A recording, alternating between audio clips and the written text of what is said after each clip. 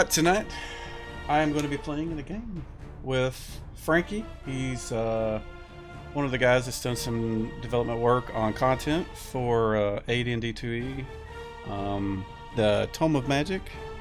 He's also done some of the Demon Human Deities book and Faith and Avatars.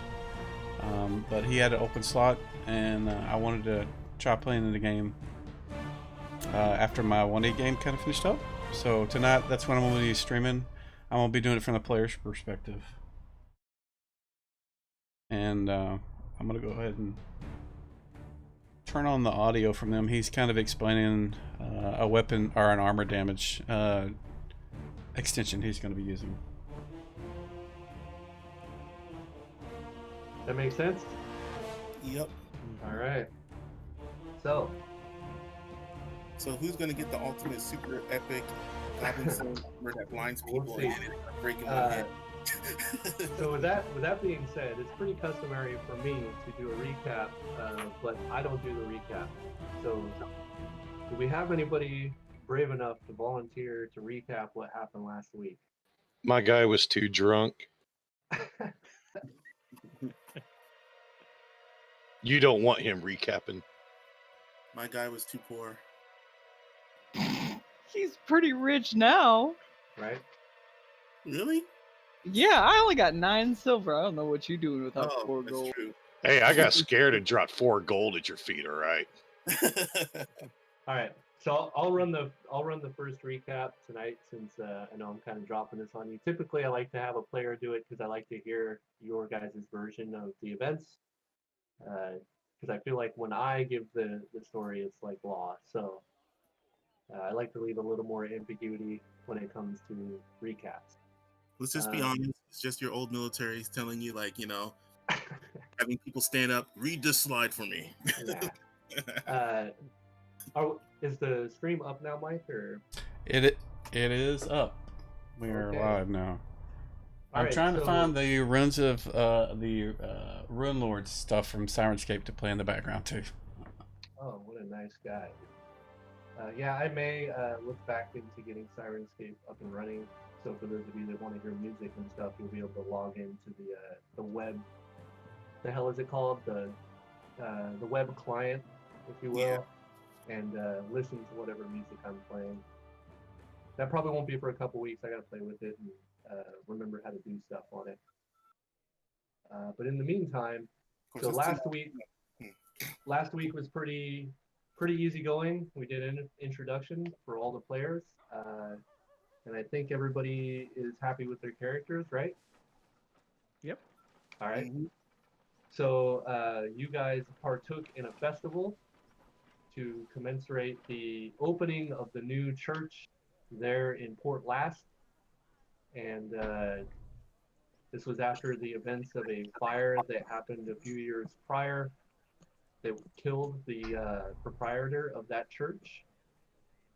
And now this church has opened, and it serves not only 5 major deities of the realms, but is also open to pretty much any non-evil aligned deity that wants to worship there. And there's a spot within the center of the chapel that is set up to accommodate that. During the end of the festival, some chaos ensued as goblins stormed the festival, burning some of the festival carts and stands. You guys were quick to mobilize against these goblin forces, killing a goblin war chanter. Actually, I take that back. You didn't kill her. You put her to sleep. You killed a heavily armored goblin, a wolf, and several just mini goblins, for lack of a better term. And when we left off, you guys had saved a pretty well-dressed individual who had his dog killed by a wolf. And you currently are standing in the middle of this square outside the cathedral. I think a couple of you, if I remember correctly, are hovering over the top of this goblin war chanter that was put to sleep by Tulane. And this goblin is just coming to Let's see if I can remember. I can pull up the map here and see kind of where everybody is situated. So he's running Rise of the Runelords in second edition And AD&D just for us. a little pro tip for you guys: if you forgot what map or you don't know how to access the maps, if you open your character sheet, or you can open the combat tracker and double click on your token. Your token on your character sheet is on the top right hand corner. That'll open any map that your token is currently token currently resides on. So Cool. if you can't remember, there you go. That's the quickest way to open it up. And I know a lot of you still kind of new to Fantasy Grounds, so again, if you have any questions, please do ask, and there's definitely enough knowledge base here, I think, to answer your question. All right, so currently we have Roken is the only one standing over by the Goblin. There's also Meredith, but he seems to be distracted trying to put out the fire on this fireworks wagon that they had set up, and it's still kind of popping off with sparks and various explosives, but they seem to be simmering down. It looks as though the majority of the fireworks have already kind of set off. You can still hear faint screams throughout the town, but it's not as prominent as it was when everything went off right at once.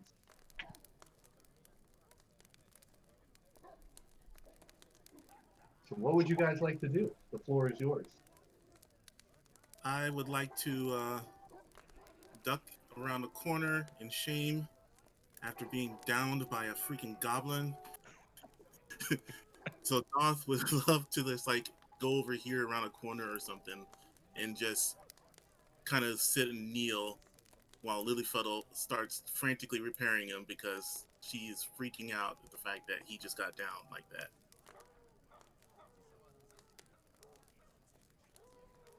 And of course, on the way over, Doth will pick up like some kind of tattered cloth or something and put over him to try to hide that he's a construct.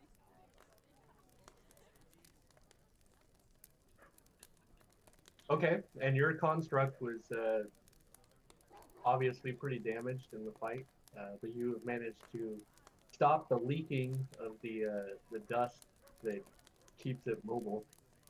And it seems to be moving around, though not as sturdy as it normally is. Right. You see this individual that was hiding in the bushes over here.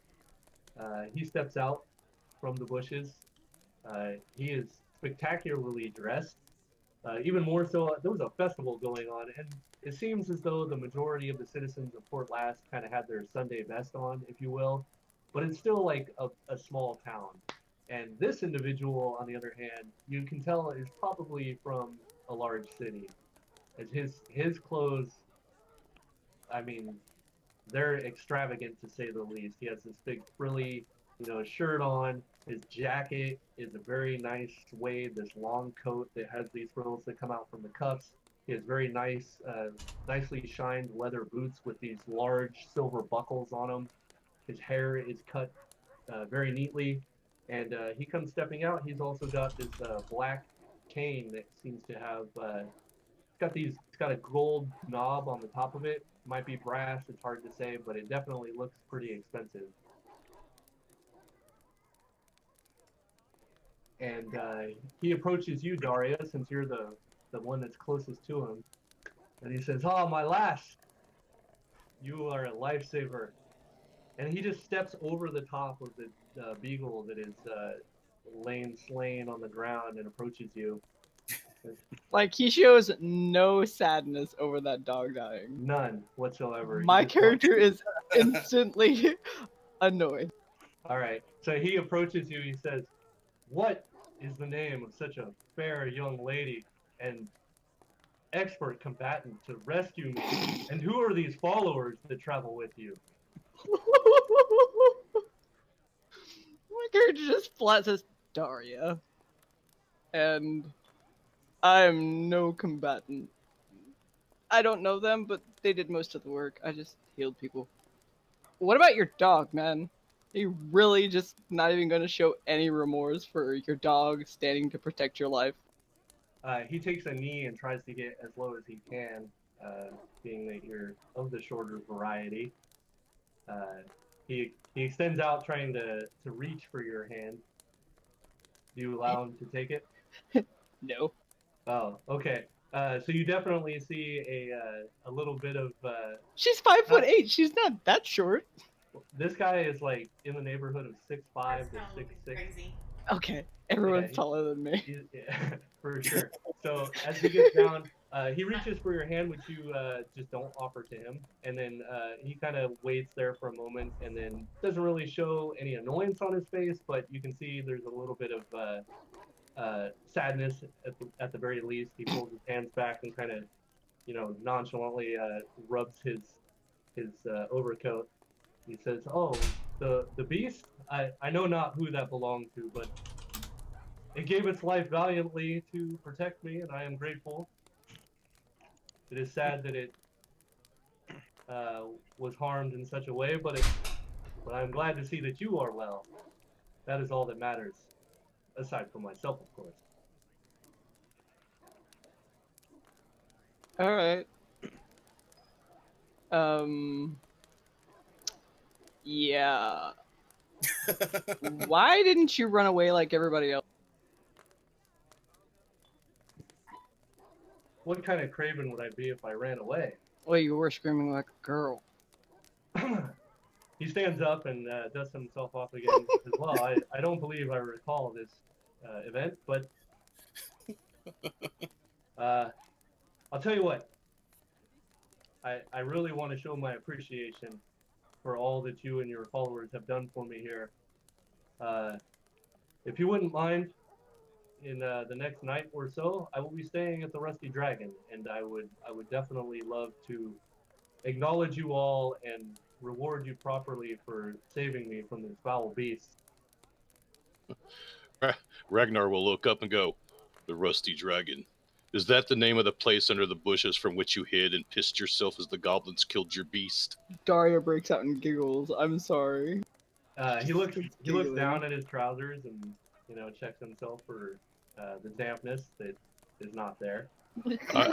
I have heard 10-year-old girls with more bass in their voice when they scream than you. He says, "Well, as a large man that is, I see that you keep a very rugged cast of characters in your group, and yes, I believe I can probably purchase enough ale to satisfy such a large man." I have a question. Yes. Am I able to hear that around the other side of this building? Any of this conversation? I mean, are you trying to pay attention, or are you just over Yes. there hiding and cowering? Sure. Go ahead and But I can hear everything going on. If yeah, possible. you can certainly hear it. You're not that far away. Okay. And it's pretty quiet in the area. The chaos of the goblin attack has ended, and like I said, there's still some faint sounds of screams and such going on deeper within the town, but it doesn't sound as though anything real crazy is going on. It just sounds like people are crying.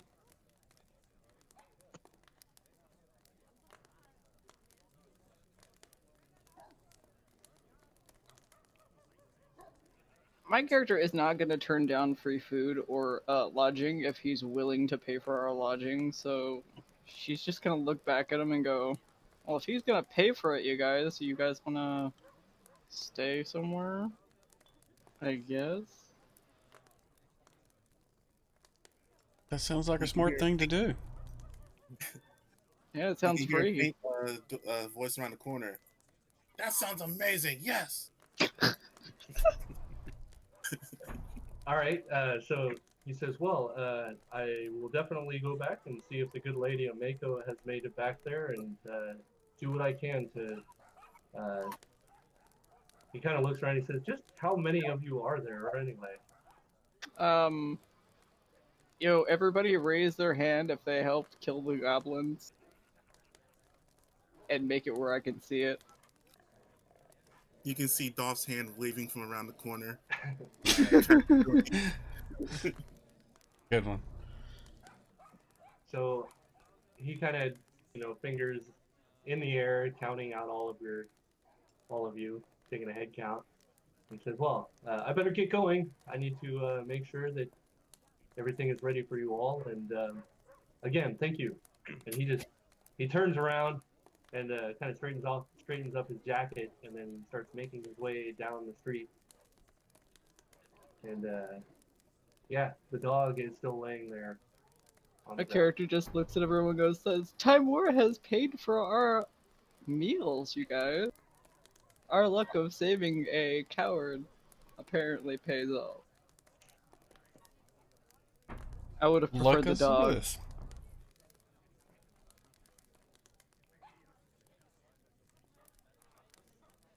So, I guess we can, I don't think goblins have any sort of valuables, but we can try searching, see if there's anything of quality to them. Sure, Shiny pebbles. So there's several different types of goblins. You have kind of these Ramshackle Goblins that have pretty poorly tanned hide armors on, and their weapons seem to be nothing more than just chunks of steel that they have found and fashioned like handles to. However, there are two goblins, one of which has kind of a patchwork of plate on him. He has a pretty decent looking short sword, looks like it's of human make. And there's also Roken, who is standing over by a goblin that is just waking up. Is that the one that was singing? That is correct. This goblin appears to be female, you think, and has all sorts of weird fetishes hanging from its ears, kind of like its ears are pierced about 5 or 6 times, and these things kind of dangle down like wind chimes almost. Yeah, that's not what I was thinking when you said fetishes, man. I know, right? For some reason, it has a ball gang around the throat. That's where I was going with that. Yeah, not that type of fetish. Whole collection of feathers. He's probably For tough some to reason. sing with that in your mouth. It has a Boy. feather duster in its back pocket. This game just got weird. All right, so Roken, since you are the closest, this goblin is starting to wake up, and it sees you, and does not appear to be frightened in the least. What do you want to do about this situation? Yeah, so I was gonna go back and check the rope job. Still tied up well, and then Oh yeah, she's super tied up. maybe see if I can locate somebody who looks like they have some kind of authority around here, who might be a guard or somebody like that. See if we can, You were just talking about fetishes, and now you have a tied up goblin. yeah, Yeah. pass her off to somebody that maybe, or unless anybody can Pass I her would like to off. speak to her before we hand her off to anybody. Yeah, we should. Okay, choose your wording better. My mind just went stupid. All right, so I mean, you're looking around. I assume just kind of in the general area for guards or what have you, but here in the square, whatever you want to call it, there's nobody. Nobody. Okay. Yeah, it seems as though everybody kind of broke out, got the hell out of the immediate area of the initial attack, and yeah, there's no guards. You don't see Father Xanthus anywhere at the moment. You really don't see anybody. It looks as though your group are the only ones standing here now that Aldern has left. Well, I guess I could grab her by the foot and drag her over here to the rest of our group. All right.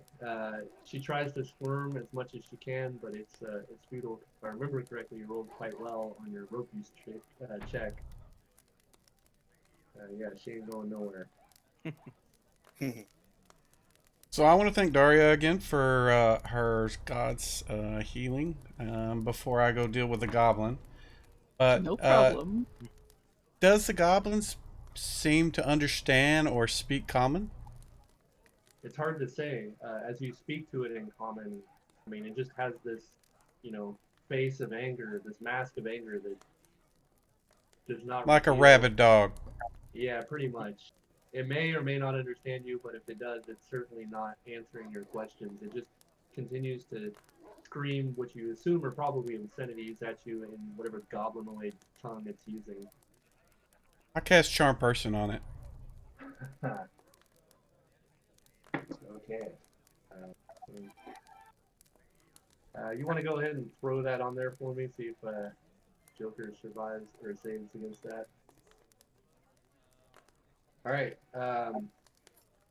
You see the creature's facial features lighten up dramatically, instantly, as you finish the incantation, and it says something to you in a much softer, subtle voice, but you still can't understand what it's saying.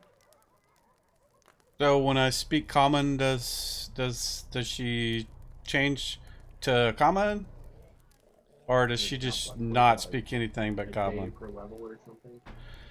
So if I start speaking in common, does it seem to change?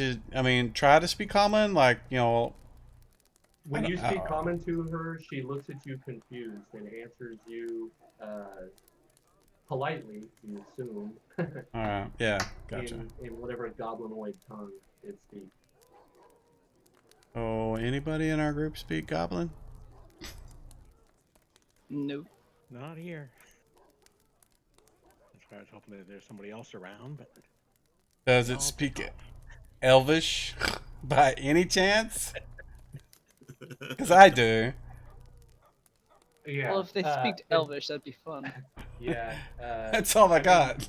You give it a shot, somewhat doubting, considering that Elvish is, a vastly more difficult language to speak than Common. And yeah, the goblin just looks at you befuddled. And again, it asks you, or it says something to you, which you assume is a question just by the tone. You're kind of picking up on its mannerisms a little better, but it's still, you have no idea what it's saying. Lilyfuddle, do you understand any of this? You or Doth? Well, Lilyfuddle just frantically continues trying to repair Doth. I only know gibberish. I'm common. Never let a goblin live long enough to understand it.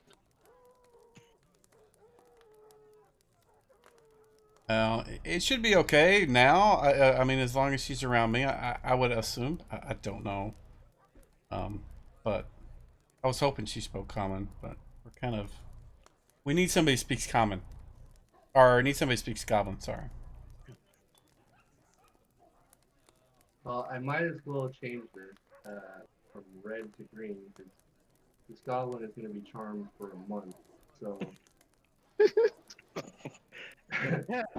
yeah. Is she tiny? She like a little mean, thing? I mean, how big is it? She's about 3 feet tall, so about halfling height. Well, I'll pick her up, kind of fling her on my shoulder. She's and... still tied up, and Yeah. she's looking at you with these big goblin doe eyes. Okay. We're not going to feed her to the dogs just yet. No, because it's dead. Yeah, let's see if there's a door. Well, see if there's a. I hate to just make this assumption, but see if there's a dwarf that can speak goblin or somebody else somewhere. Oh, if they have somebody in the town that hunts, they might. Did anybody catch the name of the guy that we just spoke to? Because I did not. Did he even give his name? I don't think so. I wasn't paying attention. I was too focused on the dog. And you see me holding the dead dog and go, this dog? My character just looks away. She's like, the puppy. It gave its life so valiantly. Yeah, I don't believe he gave you the name. Okay, yeah. I'm sorry. I was kind of distracted getting things set up at the very beginning, but Don't worry. I'll know how to find the guy. okay. Yeah, Let's go where he wanted us to go, and see if maybe he can help us out. Find a translator. We're just gonna drag this goblin through town. Yeah, Don't on my think shoulder, the guards like a are child. gonna like this. On the way there, I'm going to stop and ask every random person I see. Tall, scrawny man, screams like a 5-year-old girl. Dresses very, very woman-like. Aren't you still drunk too? I'm pretty sure the dead dog sobered me up. If not, I could blame the description on the alcohol. So it is getting later in the evening as well, as we were kind of getting to the point where they were about to set off the fireworks and commence with the the nighttime portion of the festival when everything transpired. And there's still Yeah, I'm just gonna guess that's canceled. yeah, you would think most of the stands that were set up for the festival are still there. You do notice that apparently some of the individuals that had wares out, they managed to take the time to grab their wares. Nobody left anything there. There was only a couple people that had actual items out to sell, but yeah, there's nothing there. There was a bunch of food, like Ameko's curry is still there. And there it can stay. What was that? There it can stay. The idea of salmon curry just still scares my guy. Mostly probably because he doesn't know what curry is, and why would you do it to a salmon? Right.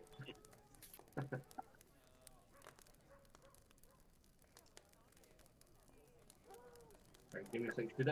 Did I ever show you guys the map of the town? I don't think I did. Yeah, you did. Okay. At least that's what everyone seems to remember. It was a pretty nice map, I recall.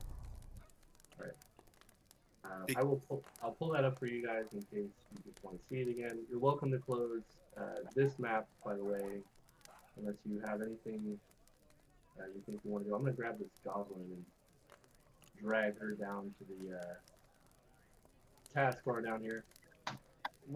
So you're just gonna carry her around, I think? Oh, I'm gonna have fun with this one, so I'm the one that's dragging her by the rope.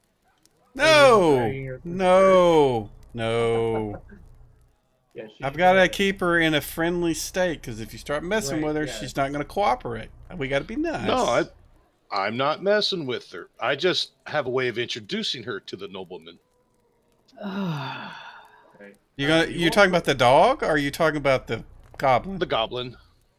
You can't drag her to him. You got to be nice. I won't let him. I'll say, you tell me what you want to do, and I'll take her to him. I was just going to drag her along so you guys could figure out where we're going. I was not going to be mean. That's all right. I'll carry her. We She's know okay. where we're going. Right now she's kind of infatuated with me because magics, and that won't last forever if we start beating her up. I wasn't going to beat her up. What do you think I am, a barbarian? Yes. No, that's a Northman. If the shoe fits, or in your case, the boot. I want you to know I want to have a follower that has one of those weird little beady bow ties and suits, and every time someone says something about barbarians, he's going to adjust them about racism. No, I'd be like, let me just ask real quick, are there any of you that are from Fort Lass? no. I am not from anywhere near here. Okay, so not one of you are from here. You all kind of came here for various reasons, and then the festival was just kind of enticing, and now you've been told about this rusty dragon, and none of you know where the hell it is. Nope. Correct. I'm going to politely ask somebody that looks like they've lived in town long enough where the rusty dragon went. All right, so as you guys are making your way through town, for those of you that have the map open in case you forgot where you were, you look up at the top, this massive gray building, the largest one on the map. You're just on the left-hand side of that. As you start to make your way kind of south, obviously that's where you would go to find any buildings. The streets are pretty barren. As you're walking down the streets, you notice there are some goblins that have been killed. There are a few dead animals. You see one barrel, like this water barrel as you're passing by, that has a cat that is just face down in the barrel. Looks as though it was killed and or probably drowned in the barrel maybe. What And is it's still their ups? Why do they hate animals so much? I mean, they I killed all know, the dogs and right? cats. What's up with that? Right? Well, that is a good question. So As we're walking along, who asked that? Tulane. I'll lean over. They're evil. Indeed. Unless they belong to the noble snowcats. all right, as you guys are walking along having this conversation, you see a couple guards, Port Lasting guards that are walking by, and each of them have a pair of goblins that they're dragging by the legs, and they just throw them into a pile, this little stack that they have started to assemble of these dead goblins right up the side of this building. And they dust off their hands. They don't even acknowledge you. They just turn and start walking away. Well, it's nice to know I'm not worried about people judging I me. will. Since Sorry. the Go ahead. enemy. Go for it. I just want to stop them before they get too far and try to politely ask them, stop them and ask them where the rusty dragon is. All right. They turn and they look at you. Who has the goblin, by the way? That's me. Okay. So they kind of not scowl, but just kind of frown a little bit, looking at the bundled up goblin that you have, and they say, "What do you plan on doing with that thing?" We're going to interrogate her once we find someone that can translate Goblin. We want to find out why they were here. The other one says, "Jerry, I saw these guys. When everything went crazy, they were quick to jump in and start attacking the goblins." He says, "Oh, well, we thank you for your patronage. The rusty dragon." He points back to the south. If you head down towards the docks, you know where our actual Port Last market is? No, sorry, I do not. Can you kind of describe it? Yeah, if you just keep going down this street here, and then you head south past the theater, just keep going south, you'll come to a big square right before the docks. You'll make a left there, and then just head down that street. You can't miss it. Largest building on that street. Yeah. That probably makes sense to somebody with an intelligence of 16, but I am completely clueless when it comes to directions, so somebody else is going to have to remember all that. And that was out of character. This is just me in general. I'm horrible with directions. I got to use Google, and there's not a Google in the game. That's fine. If you guys are looking at the map right now, you're basically right here. He points at this large building that's like literally just to the south of you. He says, "You see that? That's the theater. If you just keep walking down this street, come to the intersection, go south." And then, yes, we turn left, correct? When you get to the end of the street, yes, you'll see a big opening. That's the market. You make a left at the first street there. You can't miss it. I'll take his word for it and follow his directions. We'll probably miss it, but we'll try anyway. Why do I get the feeling that we're going to get screwed on this one?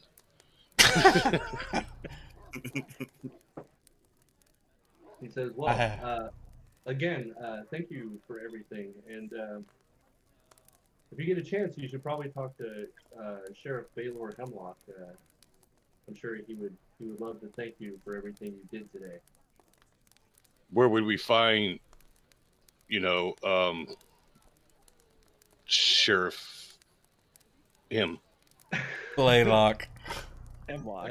Hemlock? Yeah, well, normally he would be at the garrison, but I mean, right now everybody's kind of scattered, so he's probably giving orders to the other guards in town. But I have an idea, you guys. Sheriff Hemlock? His name sounds toxic. Yes, it does. I do have an idea. If we could get the sheriff to give us somewhere to put the goblin. I have a better idea. No. You just want to kill it, don't you? I'm not even talking about his fetish. I'll put my arm around one of the guard's shoulders and give him a big toothy grin. How about you show us the way to the Rusty Dragon? If we happen to run into your sheriff person, you can introduce us. He actually had a good idea. Yeah, what's your reaction modifier in your character sheet?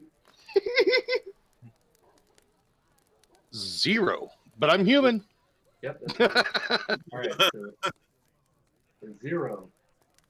He looks at you kind of cautiously. He says, and the other one says, Jerry, don't worry about it. I got this. Why don't you go ahead and, finish up what we're doing here? He's like, last time I checked, I don't take orders from you. He says, I apologize. I think we owe it to these individuals to, they don't seem to be from around here. And I think, it's in our best interest to help them out. He says, all right. Well, once you're done with that, get to the garrison, and we need to be there for Hemlock's debriefing. He says, absolutely. And Jerry, he just heads off in a northwesterly direction up the street there. And the other gentleman walks over and says, name's Joe. What's your name? And he just looks over the whole group. Also, I should mention, at this point, you all realize somebody's missing. This 9-foot individual that was involved in the anti-raid, if you will, doesn't seem to be anywhere near you. He wasn't brought Vote him. on by a drunken hallucination. Oddly enough, you would think it would be easy to notice such a large individual kind of slinking off, but he just appears to be a little more stealthy than someone would give him credit for. He was a drunken hallucination, and that's where I'm leaving it. So Joe kind of looks over your group. Can answer. Is anybody going to answer him? Doth, good sir.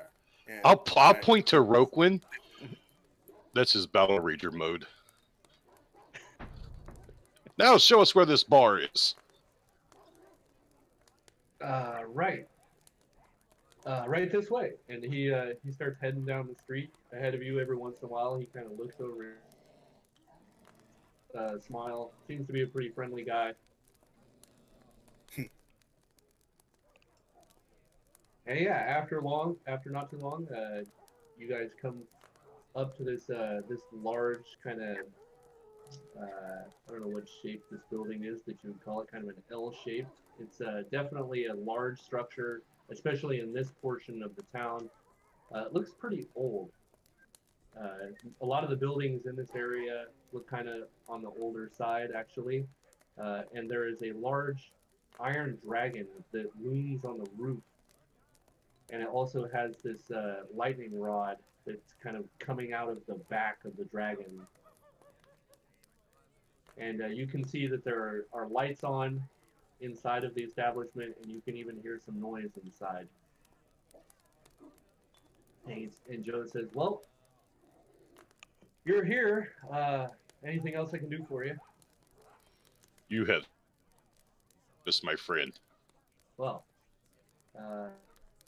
Come in and have a drink on us. I would love to, but unfortunately, with everything that's going on here, I don't think that's a good idea.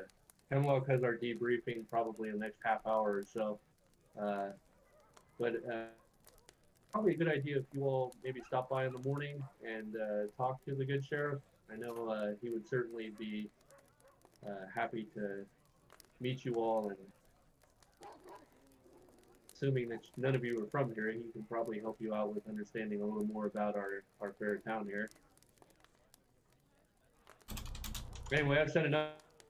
You all enjoy yourselves in there, and sorry about the festival not going so well. You sure you will not have a drink with us? Oh, I would love to, but unfortunately, Now, my friend, this is duty's very gonna be good. late. Look at us. A group that looks like us to get drunk in an establishment and nothing happened. Well, You saw what we do when we drink. I'm sure you're all in good fun. Besides, he looks over at Daria and says, I mean, you have a luck maiden with you. It's obvious that you were meant to be here. All right. You guys have heard it. Anything happens, we are not responsible. All right, His he, name was he Joe, gives- right? Joe Joe. said that. Correct. He gives kind of a half-assed bow and just he heads out between two buildings to the north. Dolph is gonna like kind of approach Ragnar very cautiously or slowly. Excuse me, Northman? I'll look at him.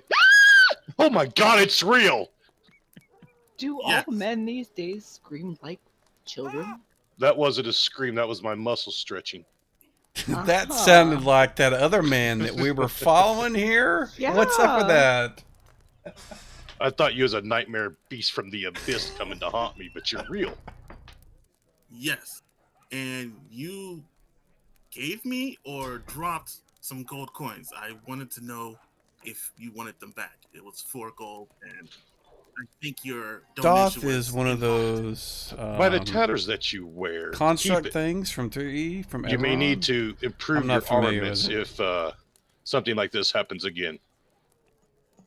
Yeah, Dolph kind of looks down and comes to another realization that, yeah, he was just downed by a goblin. You are correct. I'm going to need parts because I can't really protect Lilyfuddle very well. Oh, real quick, out of character, DM, what does a good average set of leathers or studded leathers cost? I don't have a book to pull up, so I've still got to load those back up with the new way you did this. Oh. So what is an average leather or studded leather?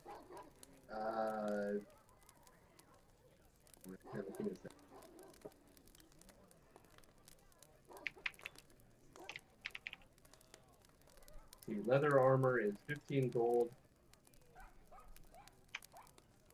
And studded leather is 25 gold. Okay. I'll go ahead and I'll be uncharacteristic. I am. I'll hand him another 11 gold and tell him to buy himself a suit of fine leathers Okay. to help protect more. Do they make them in that size? Will it have a cost increase because of the amount of leather to cover him? Hey, we're still medium creatures, so there's no such thing. You have to be large for Okay. Besides, it'll be a cost decrease because, well, Dolph isn't probably going to wear it. He's probably going to give it right to Lilyfuddle. Like I said, you were helpful in battle. You went down. You need armament. My character's willing to help provide you armaments. I'm deeply grateful. Don't be deeply grateful. Be secure. Buy some protective gear. Let's see. Dolph's going to turn to Lilyfuddle and give her some instructions to follow the group inside. And remember, I'll be listening, so don't worry if you don't see me around. I'm always able to hear when I'm near you, through you. That is You creepy. follow the group inside and just sit with them and eat.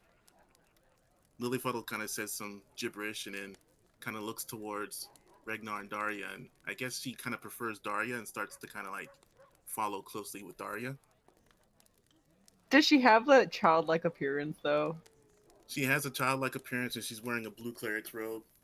My character's gonna like hold out her hand for like, you can hold my hand, it's alright. She'll reluctantly like take the hand and look at Doth before like slinking away with you guys, and she'll just be quiet. She's holding your hand, walking around in there.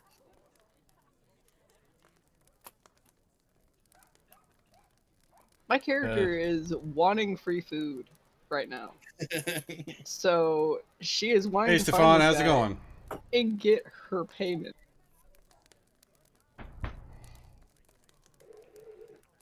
Okay, so. So do you know when you we're guys supposed are to have our standing thing with Rob outside Tui? the I don't at the moment. remember setting a date. I just Character's said gonna like go in the building. middle of Okay.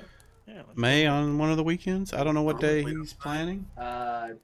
Just for my own. It's Frankie, the guy that did the. Probably Daria because she's hungry. Okay. Let's see. He did some of these Lilyfuddle books I and can't Topher. remember. The Demi-Human Deities, Faith and Daria, Avatars, you and step some of that in, stuff. And then you said Lilyfuddle, you're Tell coming him magic. second? He did all Yeah, those. because she's holding her hand. Okay. Okay. So the two of you come in, and the first thing as you're approaching the building, It is you Rise notice of the that there is a Runelords small wooden in AD&D sign that has been 2E. propped up, I have never run on it the or window never so you played can in it. still- Don't know a thing it's about like it. I know it's a unwanted. popular It's been carved Pathfinder into thing, the wood with a knife, but other than that, I really don't. sharp I don't know object. anything about it. and you Supposed to can be pretty hear good. muffled sounds inside. And as you open the door, it's almost otherworldly, like how drastic the noise level rises as the door opens. It just blasts you in the face. The sounds coming from within are just, there are just so many people in here all talking over each other. You can hear glasses clinking, and it's almost as if nothing has happened outside. Everybody just seems to be joyous in here, and you see there is a small gnomish woman that is hurriedly moving about the place, delivering food and drinks to the patrons inside. And you can all see a Mako at the head of the bar, serving various individuals. All of them seem to be trying to get her attention and talk to her, but she seems to be pretty adept at just kind of shrugging off whatever comments they're making and just serving them and moving on to the next patron with an efficiency you rarely see, especially in a bar this crowded. Okay. Do we happen to see the dude that we saved? You do not, though it is rather crowded. It seems to be, at this point, standing room only. Okay. Secondary question: is anyone gambling? Not that you can see. It looks as though it's probably a little too crowded for any such activities, especially since all the tables and chairs seem to have been pushed to the outside of the establishment to leave a larger opening on the inside so everybody can stand and drink. People are just kind of like holding plates with one hand and shoveling food in their face. All right. I'll ping so he did Rob mention too and Mako, ask because so he's I kind of will mentioned try it to a couple head of to her and times see if I on can his grab her weekend attention just long podcast, enough to ask if she has. and I'll seen find it. out. This weekend is so not you're good for me, holding and on to, next weekend may be Yeah, bad because our seeing how project is running crowded long it is, by about I'm 2 actually weeks. gonna So pick I want to up do it Lilyfuddle so that she doesn't get stepped on and because carry I her. want to kind of Alright. show off the Transformed new like a menus and animal. stuff for the 2E stuff, if but you picked up a cat. which are so coming you out start on weaving Tuesday. your- So maybe your the way week through after the, that. carnage of this N- place. uh, It's gonna not- take you a little bit. What what is everybody is- else date doing is that? besides standing at the door? Maybe the 23rd, which is not a perfect is day kneeling for me, but outside I would prefer the still. weekend after. Okay. The 30th would be Yeah, best most for of them me, will follow her. probably. Keeping an eye on what's going on and taking We it all probably in. need to get together and chat about what we want to Coming talk out of about. the woods, this is all a new experience. So. Right, yeah, it makes you feel a little uneasy as it's so Little packed. tight quarters here. Right. Yeah. Wouldn't take much for someone to just slip a knife out in this place, that's for sure. Lovely. Keep our eyes open. Yeah. But we'll follow her over and see if we can. Alright, Drinks. I guess more importantly, Tulane, what are you doing with this goblin as you're kind of currently out of sight?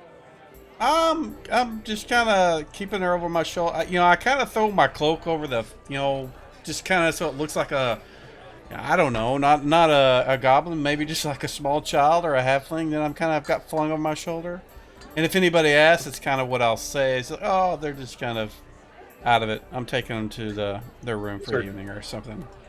It's our drunk halfling friend. Just say that. Yeah. New fetish fad. Yeah. Carrying Yeah. around goblin. Yeah, everybody's gonna start doing it. Alright, It's a- and It's a fetish. He likes tying up short women. Don't ask. Oh my god. Alright, and Ragnar, what are you what's your situation like here? Well, I'll be the last one in the bar behind everybody, and I'm gonna try to give my presence known to the fact you don't mess with these people unless you mess with me too. That how you just kind of impose your will. Okay, that's certainly pretty easy for you to do. You're a very large man, and you step in, people just kind of naturally respect the space that is required of your girth, and a hole just kind of presents itself wherever you need it to be. Everybody move! Yeah, And right. you basically don't even need to say it. Just as you move, they just kind of like, like pull it off If the the ground, 30th is kind good of for you, move away I'll from your stick send him a with message. He's got a game going right now, so I don't want to distract him. it. But And I'll before ping long, him tomorrow in the middle of the day Daria and see if Lily the 30th Fuddle, is the good two for of you him. make it up to the bar. And Ameko, strangely enough, her back is to you, and she just kind of snaps around as the two of you make it to the bar. And you see that there's a few patrons trying to get her attention, but she just completely beelines right to the two of you, and she says, "What can I do for the two of you, young lady?" Hi. We're looking for a guy that's supposed to be buying us food. Ah, yes, Alder. Well, Yeah. he had mentioned something to that respect, but I had hoped that you would all make your way here regardless. Pay him no mind. Given what transpired today, rooms around the house for you, and what can I do to get you something to eat and drink? Okay, Alec Collector, was this one of the cooks at the cook-off? She was the one cooking the curry that you were sitting on. Oh dear God. Okay. I don't think Ragnar is going to eat this entire time we're in town. Yeah, I just wanted to make sure if they were one of the cooks, and if so, which one. All right, so I will take them up on the offer and ask for a menu as I look for a table big enough for all of us to sit. So there are no tables. The walls of the room line the tables, and all the chairs have been stacked on top of them to make room for the amount of patrons that are in here. However, when the rest of you kind of start making your way up there, Ameko says she just stands up on the bar top, and she pulls out her shamisen, which is this kind of guitar-looking instrument, and she just strums it with this fan-looking object, and it makes kind of a banjo-ish twang to it, but it's a little different. And the whole room immediately shuts up when she does this. And she says, "Listen up! We have here the heroes of Port Last. I would like you all to give them a round of applause." And the whole place just erupts into cheers, and people are clapping. And she says, "Now get the hell out of their way and get a table over here for them."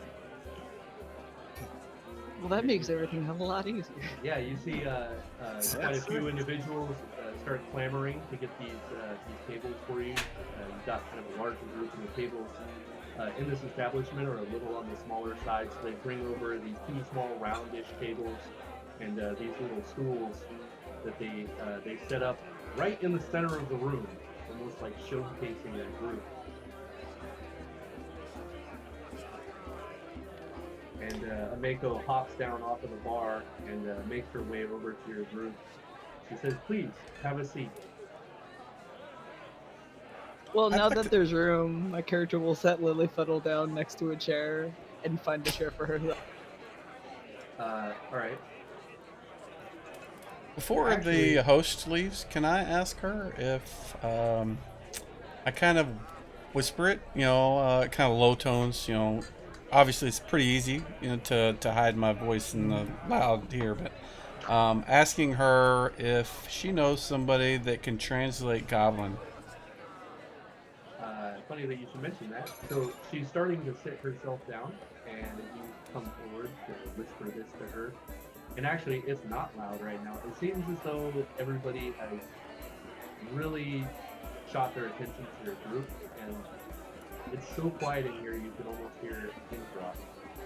And she immediately snaps her attention to you, and as you whisper this to her, she says, "I think it's best if you take that upstairs." And she presents you with this single brass key with a number etched on the base of it. I will take the key, nod, and leave without saying anything. She says, "I will help you with your issue this evening." Understood. And then she turns her attention to the rest of the group. She says, "So, what can I..." must be famished. I still have some curry left over, but she looks over at you, Ragnar. I noticed your reluctance to partake, so I must ask. That's up to you, Stefan. What does I this am man perfectly do? fine pushing it back a week after that. You Meat. know, it's up to you. Well, we certainly have that in spades. Let's see a menu. Lilyfuddle gets excited from the sound of hearing that. Yeah, we're like, food. Come on, where's the food? Bring us food. She looks over the group. She says, I do apologize. Normally we do have the menu, but due to the festival, I didn't have time to write it up today. But if you trust me, I think I can put something together that you will enjoy. How about you just bring us one of everything?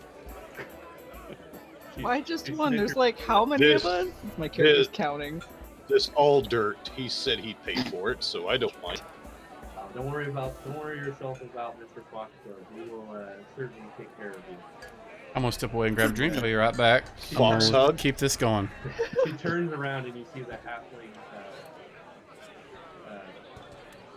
I know I said gnome earlier. She's a halfling. This halfling comes over and she whispers something to her, and the halfling woman nods and then makes her way expertly through the crowd. And then she makes her hands up and she looks around the group of people that have kind of surrounded you, and she says, "What in the hell are you all talking at? There's supposed to be drinking and laughter going on in here. Please leave the Heroes of Port Last alone." And everybody just cheers, and almost as if they forgot you were there, it's just loud as shit again. You can hear jokes being told, and people talking about the craziness of today's events. And Ameko parks herself in a seat right next to all of you. I'm gonna hit the group with a shocked look and go, "Oh man, we forgot something. What? Alcohol." The I think second that's you say provided. that, yeah, the second you say that, this large pitcher just almost magically appears right to the side of you as this halfling woman is sliding this massive clay pitcher across to the table or into the center of one of the tables. Do you really think you need more, Ragnar? You seemed like you had drank quite a bit. You be silent, woman. I'll even take the half-feet of gold for knowing what I was thinking. You guys can take the fact that I'm still drunk and I'm throwing away money. My character really is just gonna start haggling you because she has none. Yeah, but I'll tip her a gold and tell her to keep them coming.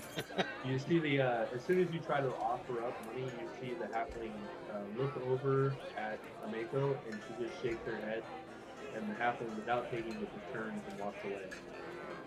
Oh, He hope I says, did not. She running the tight shop.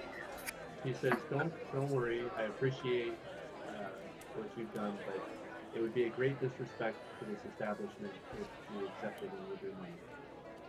Oh, then I apologize if I have slighted your honor. Well, enough with the unpleasantries, I would say. So what brings you all to Sandpoint? Wow, that's going to be like the last time I say that. I promise you. What brings you all to Port Last? Gambling. don't worry about it. Yeah, Spreading the joy of Timora. And party. Lilyfuddle just stares. Well, it looks to me like myself, none of you were actually from here. And she looks over at you, Lilyfuddle, and she says, "Specifically you, we don't see very many gnomes in this region. Where are you from?" Lilyfuddle just kind of like stands there because she didn't really sit in her seat. She's just standing next to the seat and just stares at her, and then looks at everyone else around the table and just continues looking at people, kind of befuddled. I'm back. Thank you for the follow, Yeah, Pandre. exactly. Okay, so... Almost wanted to say So panda. you don't answer her then? No. Okay. She just kind of, not so much frowns, but just kind of looks at you. Do you want to tell him the 6th of June? Says, "Well, interesting. Is that good for you, Stefan? Am I making you all uncomfortable?"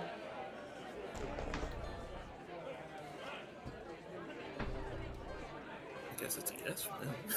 Oh, 6, 7. He says, right, well, Oh, again, yep. you 7th. think Yeah, you yeah. did, and That's welcome good. to the Rusty Dragon. Your rooms are on the house tonight. All right, and he I'll brandishes PM him. these We can get it keys set and up. lays out a key for each of you. He says, I Character hope you- takes mine quickly. Okay. He says, I hope you find our accommodation to your liking, and if anything is displeasing you, please don't hesitate to come down and let me know. My room is just behind the bar there, and I will be sure to rectify any issues that you have. In the meantime, I think I have some other kitchen things to probably pay a little attention to. And again, if you need anything, right over there. And she stands up and adjusts the instrument on her back and makes her way over to the bar. Lilyfoot kind of picks up the key that is left on the table in front of her, digs in her pocket, pulls out 1 gold, and then leaves 1 gold where the key is, and it begins to walk around the table, looking over Daria. Wait. I was about to say, is the gold walking around? No, Because Dario was gonna lose The his gold was walking mind. around. I'll quit drinking at that Yeah. point. You had too much to drink. places 1 gold coin on the table and to trade for the key, and then she starts walking around the table, and she kind of looks at Daria and then like sniffs her arm a little bit, and then looks her up and down a little bit. Dario looks a little weirded out by being sniffed. Like you're just like, can I help you?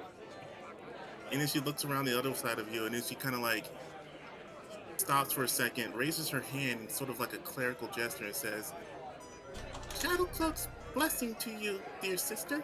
And then she just kind of walks away and starts looking at everyone else at the table and sniffing them and whatever. Timora to you too, small one. After seeing that exchange, I'll pour myself another mug. All right. I've We all got know the a resident message alcoholic. queued up to send him All right. Meanwhile, Tulane. after our game. Oh, you just got back. Perfect timing. Tulane, as you get up to the room, what do you want to do with this goblin that you have? I'm perfectly willing to just kind of sit there, with her in the room. All right. Maybe come up with some kind of, I don't know, I don't know, kid games. I don't know. Let's think of something to just kind of sit there and keep occupied until what's her name comes up and has a chance to speak with her. All right. So, are you leaving her tied up? No. I'm gonna. I mean, well, yes. The hands, Okay. absolutely. The feet, I mean, will for you- probably. Right. So you completely understand, the limitations of your spell, and as long as there's no adverse action from you or those that follow you, you're fine to let her free. Yeah, She's not going to leave you. Yeah, gobbling around the bar though. I just had a Sure. hilarious image. All right. If- So you. Sorry. Go ahead. Invite Alder into the bar when he shows up, drop her out the window so she dangles right in front of his face when he Oh arrives. yes. You guys are You- cruel. You like Right. puppies, man. How could you? She's a puppy. I wanted to see what octave She's this green man and can stinky. read. She's a puppy that will rip your throat out if you give her a chance. Yeah. Not mine. Not mine. In 8 days. More like about Alright, 3 years, Mom. probably. That's a With her month. So intelligence. you untie the majority of her, the perfect one, and for a moment she tries to converse with you, but seeing that it's not working, she just kind of sits there awkwardly, and she's just staring down at the bindings on her wrists. Looks as though she's not completely understanding the situation she's in, but she doesn't seem to be too upset with it, and she just sits there quietly. I'll give her like the universal symbol for sleep. Like put your hands together and lean over on your face, sort of thing, and kind of point it. There's got to be a bed in there or a cot or something, Yeah. and just kind of indicate, there's- go to sleep, and I'll sit there and Right. meditate or something. So there's a pretty plush bed, but as you say that, she looks at you and nods, and then she hops down off the edge of the bed and then makes her way over to a corner of the room, and curls up in like a fetal position, and and then closes her oversized goblin eyes. I'll give her a blanket and a pillow just to kind of keep up the She whole eats pretense it. of being nice. All right, what a nice job. Question: are they adorable goblin eyes? Once I get information out of her, though, it's all done. So Roken will notice that the other elf had been away for a while, so he's gonna grab a drink and see if he can find his way to that room to deliver it Okay. to each fellow elf. All right. So when you make your way up there, It definitely you feels get weird from Mako playing instead of DMing. to let you know where he is. You make your way up this. I'm not even there's sure how to like play right now. A balcony or a loft that kind of looks over the common area where everybody's drinking, and then there are several hallways that branch off from that loft that go to various rooms. And you make your way over there, and you find the room that she stated that you would be in. They knock on the door. So take the drink. All right, so there's a knock on the door, and then Roken steps in. What did you bring drink-wise? You bring wine or what?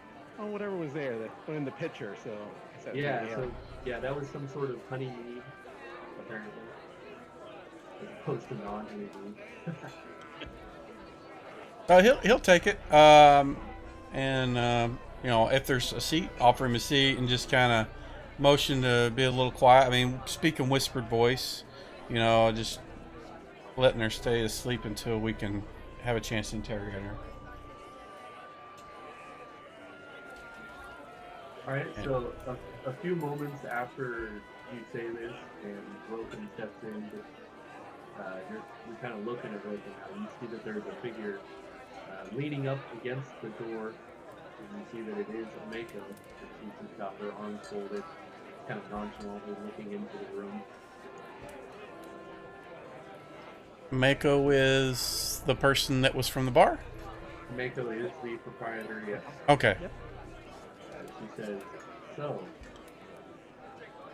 and steps in silently and goes to the door behind her. How did you manage to tame this thing? I just kind of, it's kind of hard to explain. He just kind of moves his fingers in a really elegant way, I mean, he's a blade dancer, so he's kind of familiar with the whole elegance and stuff. And he kind of just does that, and he says, I brought her over to my side for the time being. We just need to try to get as much information out of her as we can. While we can.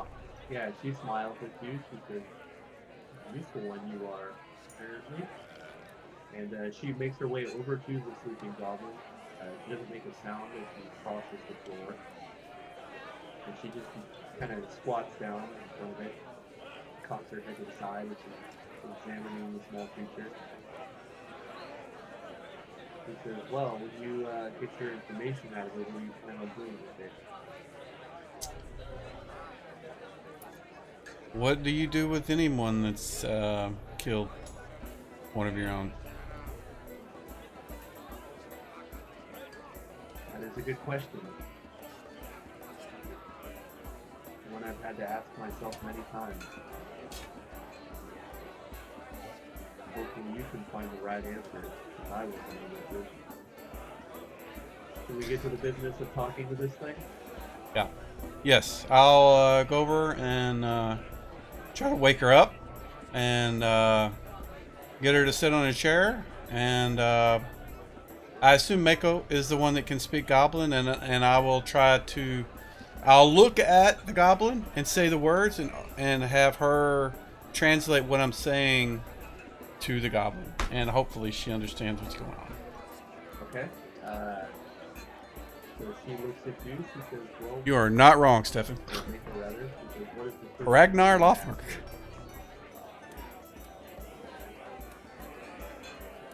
ask?" Sorry, what was that last piece? What's the first thing you want to ask her? What's her name? All Wow, wow. Yeah. She kind of she smirks a little unexpectedly at that answer, You and come here often?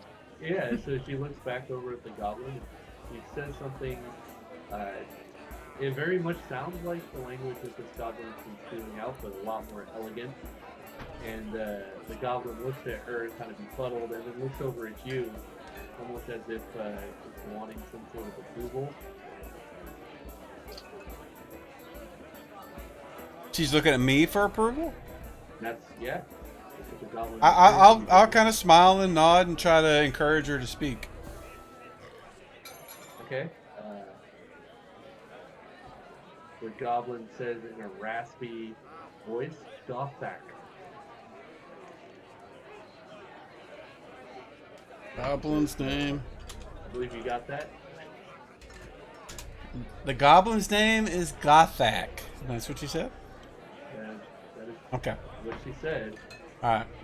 And so anytime I ask a question, I'll say that name first so that she kind of understands that it's, the words that are coming from the person next to me is coming from me, hopefully. I don't know. Okay. She may not be that smart. And then I'll say, Gothak, why were you here causing so much chaos in the city? Gothak ordered burn city. He says they were here to cause chaos and mayhem because the defiler was opening a structure that should not be opened.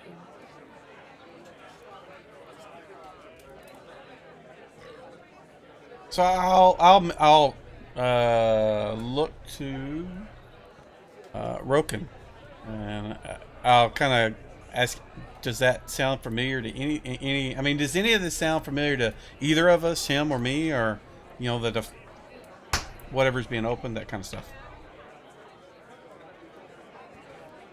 It does not sound familiar to either of you. That's it. The Gothic, what is this?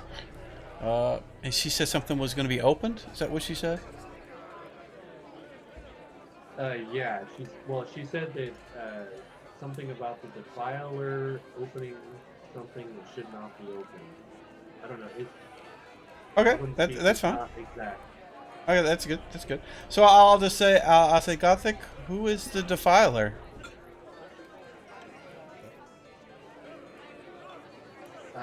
She asks the goblin a question, and the goblin just shrugs.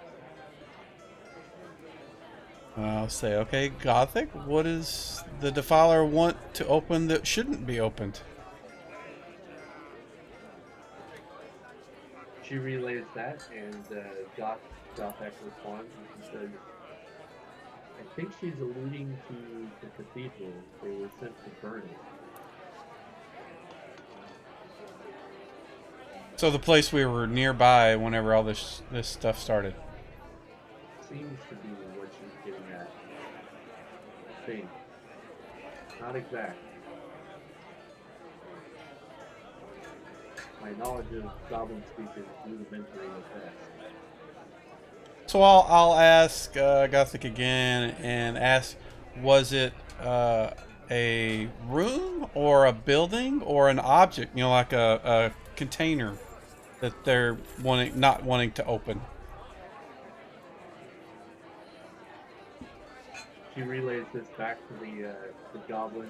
She has to take a lot of pauses as she's talking, as if she's kind of searching for words that will, accommodate what you're asking.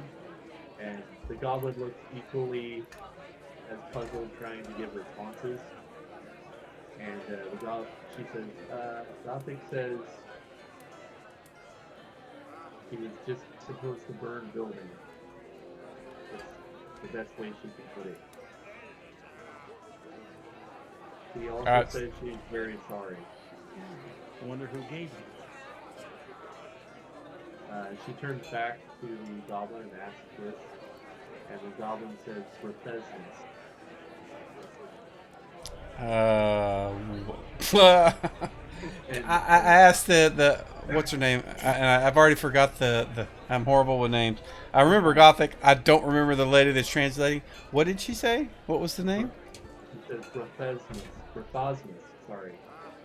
She says, you know, I've heard that name. I believe, where have I heard that name? Someone, and she puts her hands up to her mouth, just kind of rubbing her chin, trying to think. Shillelagh, yes.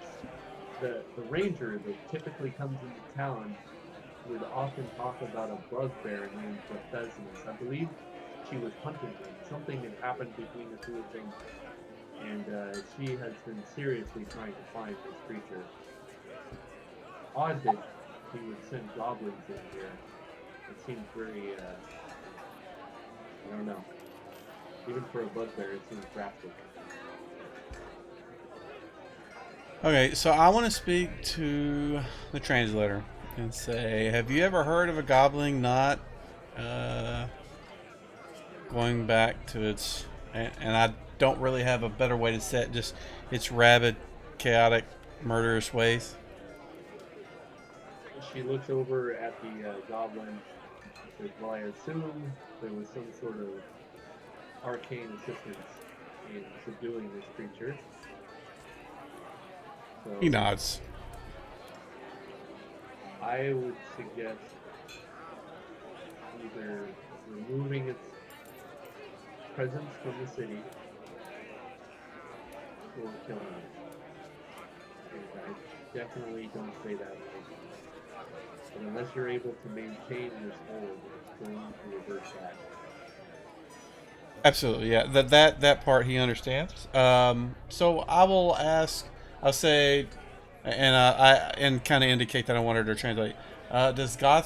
Can Gothic take us to Grethiznes? Brothosmus? Yeah. Brothosmus? Don't ask. Sorry? Don't ask me to say it. Sorry. Problem with these modules, I like to use phonetically easy to say names. Yes. I'm Take horrible her with names to, too. or take you to her master. Okay, so she looks at the goblin, and the goblin, for the first time, has a noticeable amount of fear on its face. Just call her Physicola. And the goblin responds to the question, and Mako says, she seems reluctant in this. And I'll say, is Gothic scared for her or for us or for me?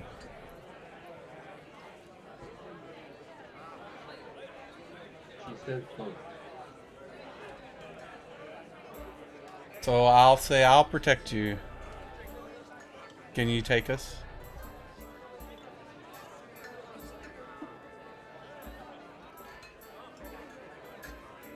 What's your loyalty modifier? +3. I have a 15 charisma. Alright. She is friendly. That's 3. That is -3.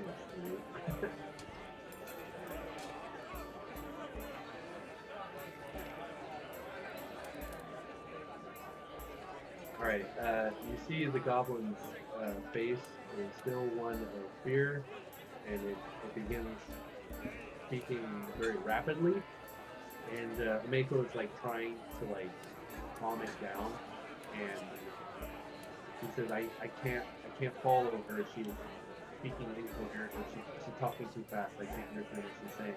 And she goes back and tries to speak to it, and the goblin is just like, it's raising its voice at her, and she cannot like understand anything it's saying. I will do my best to kind of calm her down, and just kind of just say and say, Gothic, you're fine. We don't need you to take us. Just relax. You're fine. So she reiterates this. You see, Mako says the same thing. It takes you a second to pick up on it, but she's obviously repeating this over and over in Goblin. And finally, the Goblin kind of settles down, and she looks between the two of you, and you can see a bit of sweat coming down the Goblin's forehead. And Mako steps back. Says, I think we should probably be careful of anything else we ask at this point. Understood. I say that's enough. We've got enough information we need. We can talk to the ranger. and maybe find out where this or owlbear is. Well, you might be out of luck there. Shalelu typically stays out in the wilderness for 3 months at a time, and last I saw, she dropped by the Rusty Dragon about 2 weeks ago. So you don't expect her to visit here for quite some time. But she does have a room that I provide here for her for free, given what she does for the city. So if she does happen to show up, I will certainly let you all know. Okay. I will suggest that Gothic go back to sleep, kind of relax, and I'm going to stay up there and just keep watch, and that's what I'll do for the rest of the evening. Maybe ask that they bring up some food, but other than that, and make sure that Woken can pass on all the information to the rest of the guys while they're down there. Yeah, I'll head back down to the main area and relay all this that we've learned. I feel guilty taking up all this time. Okay. So there's some gambling or something going on. Yes, I'm Hey, going Wyvern, to how you going? earn How's it my going, Dan gold from Wyvern? Ragnar by teaching him how to gamble. All right. So the way we could do that is you can go ahead and make a gambling check if you're. I don't know. Are you trying to play games with him legitimately? You guys doing okay tonight? Hey, Lo, how's it I'm going? going to legitimately do it because he is trashed, and I'm not an evil person. Okay. Then you can just make a gambling check to see how well you can describe the games to him. Interrogating a goblin. Now I don't know what to do I with missed. her. Yeah, it just seems as though I trying feel to guilty if I just describe, kill her, but like, I mean, she is a you can goblin. gamble with him, but you just have this feeling it would be You're just unfair. charmed right now. Because he would not, at his current state, wouldn't quite understand. He's just not thinking of that. It might be something you'll have to put off unless you just want to take it from him. I kind of do, just for a Okay. couple gold, because I am broke. So I will try to swindle just a little bit. Okay. So we'll make this easy. Ragnar and sorry, lost your name for a second. Daria. I assume your character is involved in playing these games. DM Wyvern, this is actually Yeah. a Pathfinder game. So just go ahead. It's an and adventure roll, series in each Pathfinder roll, that was really popular. and then Called Rise of the Runelords. I've actually never played it, don't know a thing about it, but he's converted it Do you to want it in the AD&D tower, 2E. or do you want it out in the you open? guys can go ahead and lock. I think the I have a modifier of 0. All right. So what? Yeah. And what I we'll am do playing a is Elven Blade that, Dancer. uh, They didn't have a at wizard, least, let's see. and I am very fond of Charisma. fighter magic users, so it wasn't a hard choice Yeah. for me. And I've never played a well, I'll just give you a blade singer either, so. Just put the +2 modifier in. Yeah, the adventure itself is from Pathfinder. That's why I don't know anything about it. I didn't play 3 that much after the first Alright, year. so he has an extreme amount of beginner's luck. Apparently, even it's almost like you're giving your own money away because you have to like. you have Time to War does so- not appreciate me trying to swindle. Right, you have to so dramatically like tell him how to play the game. Yeah, it's supposed to be My good. character's gonna try to convince him that was a I'm practice looking forward hand to get because playing I through have it. no goal. All right. So in that case, go ahead and make an opposed roll. You're gonna make a charisma check versus his intelligence. It is going to make me a little jealous if it's a really good adventure and I can't run it in 2E. Because I probably wouldn't run it unless I could buy it Okay. for fantasy. Now I games, think 'cause I understand the concept of I this am game. too my friend. lazy anymore to do all this stuff by hand. Gotta roll a charisma check. Come on. Or no, intelligence. Intelligence check from you, Ragnar. Oh man! What the fuck? I'm Okay. You just can't seem to best this guy. He may be a big Northman. I but have he met my seems match. It seems as though Timora's luck is on his side this day. So I gave him an IOU for 1 heal. That'll be So a how good many word. levels Before are the you do first the 3 I'll books take that you it. mentioned, Sterno? Is there anything? I mean, what's the level range for the 3rd book, I guess? you mean like the gold piece? Oh yeah, that gold piece Lily left behind. or any other stuff? I mean, They have done a great job at refilling the pitcher. Every time it gets about halfway, another one appears until the other one is empty. So you always have 2 pitchers of means Right of now, energy I to am. be able You to know, get it you're done. talking about what you're doing, DM Wyvern, So converting, does Daria have getting anything your to Adventure drink Zero in her, stuff in ready. her cup, or Oh, I I'm am drinking, just but trying I'm to not motivate, drinking motivate myself hardcore. to start I'm working on sipping. the Night Below stuff. Lilyfuddle I've is got actually all going the to be text interested in into Daria's Fancy cup, Ground. and she's going to pick I up just Daria's have to cup and take get it, every and then she's single going to leave behind a NPC gold and all the piece in encounters and exchange all for the Daria's cup. parcels She set dumps up. out I mean, that's the hard part, brew on the floor and then puts and the cup in her that's going to pocket. take a while. I've been distracting myself with doing all the coding stuff, like all the menus and I stuff. don't care. But I still give Next Ragnar one week, I'm for going to heal, try to get 'cause I want the She to doesn't even heal. say anything when she does it. She just kind Fighter of looks Handbook at it and like, armor "Ooh," damage stuff sorted grabs a out. cup, puts up a gold piece, puts it in the plate for the cup, and then walks away. That shouldn't take too long. I don't My expect. character has met her match with I'll add drunk some options to Ragnar. turn She it was on, turn gonna it off, try and when he's enable it sober based on it. later. It's an optional Because thing, apparently so when he's I drunk, want to be he's able to have a better at campaign setting for it. But once I do, All She's right. gonna hope when he's sober he sucks. hopefully people will use it. All right, I so like the idea of evening doing it. We'll see how it festivities goes go using on. it. It's pretty loud all night. You guys pretty much drink yourselves into a stupor, trying to Night gamble Below and is the one I'm working on doing converting. all sorts of funny business.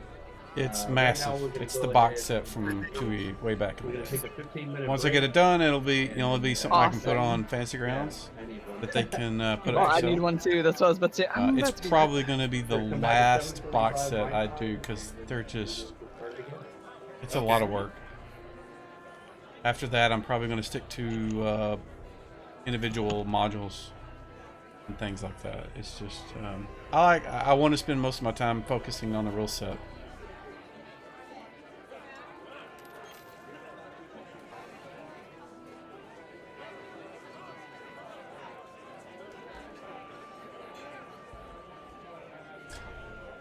Yeah, the weapon, the armor damage stuff, I like because it gives them an excuse to take care of their armor. I mean, my group really doesn't pay attention to that stuff.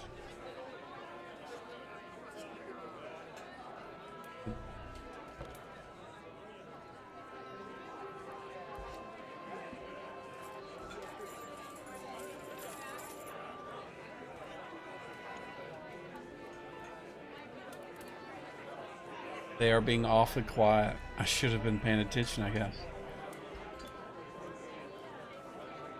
I'm guessing we're on a break because Frankie is mute. I've already had my break. I went and got me another glass. Not Below, I've started once before. Actually, in my face-to-face games, probably about, probably 20 years ago. We got through about half of the first book. At the time, I was also doing the. I was kind of really into the mass combat stuff, and so the first city that you have to defend, or I think the first city you go to, I had like a big battle there, and we kind of. I mean, after that, we kind of ended it. It was just face-to-face games are kind of hard for me to get set up. Get people consistently to show up. I have a lot better luck with VTT, so. I'm looking forward to doing it. I'm not going to do that mass combat thing that I did for this first version, but I want to go through it. I'm not really happy with the NPC, the big bad at the end. I will probably change it for my own use and probably have mind flayers be the big bad at the end instead of fish. Yeah, battle system. Yeah, that was what I was doing. At the time, a friend of mine was running us through. Oh, the Mines of Bloodstone. He had run that a couple of months before, and I really enjoyed just kind of running through that because it was different. But after that, I was like, oh, I need to do that. Let's do it for the city. Let's defend the little village that they come to, I think, is the first. And I think, I want to say it was Thurmaster was the place that I had them defend. It was fun, but... like I said, it just happened after that we just had a hard time getting together for a while, and I just kind of ended it and we moved on to something else. But I would love to run through the whole thing because it's supposed to be like a campaign sort of long thing. But we'll see how it goes.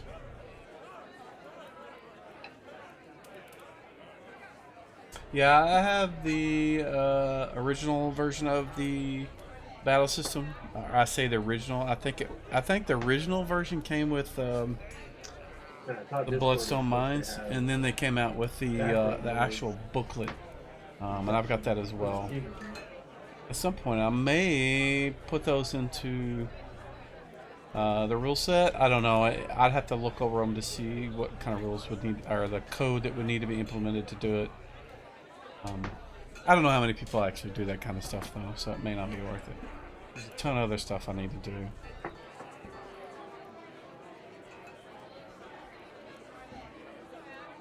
My TOE game, my Temple of Elemental Evil game is, I'm going to say it's closed.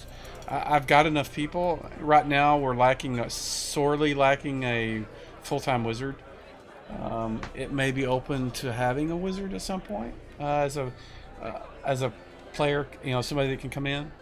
But that would be their only choice. Right now, all the other options are filled. They got plenty of fighters. They got 2 clerics. They have 2 thieves. And the one wizard they have right now is a fighter magic user, which is okay. But the wizard that the wizard that is the party's single class wizard just is inconsistent on showing up, and they really need one.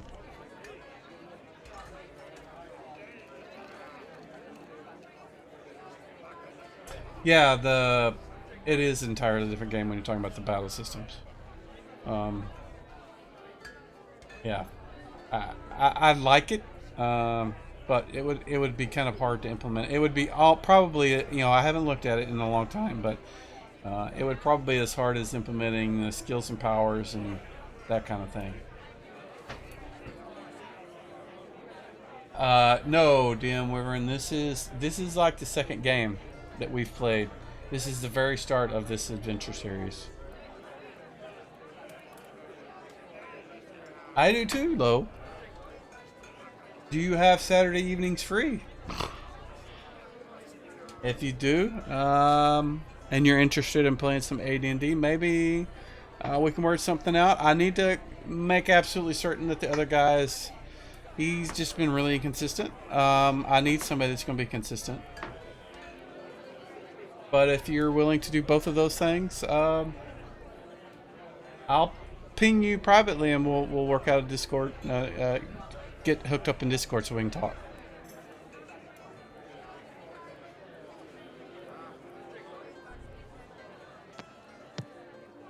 Oh, Temple of Elemental Evil, our group is really well into it. We are on the 3rd level. They went through most of the nodes. I've kind of changed it up a bit. The big bad is not the fungus demon. I'm kind of going a different direction. So a little, and I don't really want to go into too much detail in case some of my players watch it, but it's a little different. The big bad at the end he's going to be the big bad, but it's not going to be the one that they're going after. But I'm hoping that it will kind of lead to other things after Temple of Elemental Evil. It's one of my favorite bad guys. We'll see how that goes.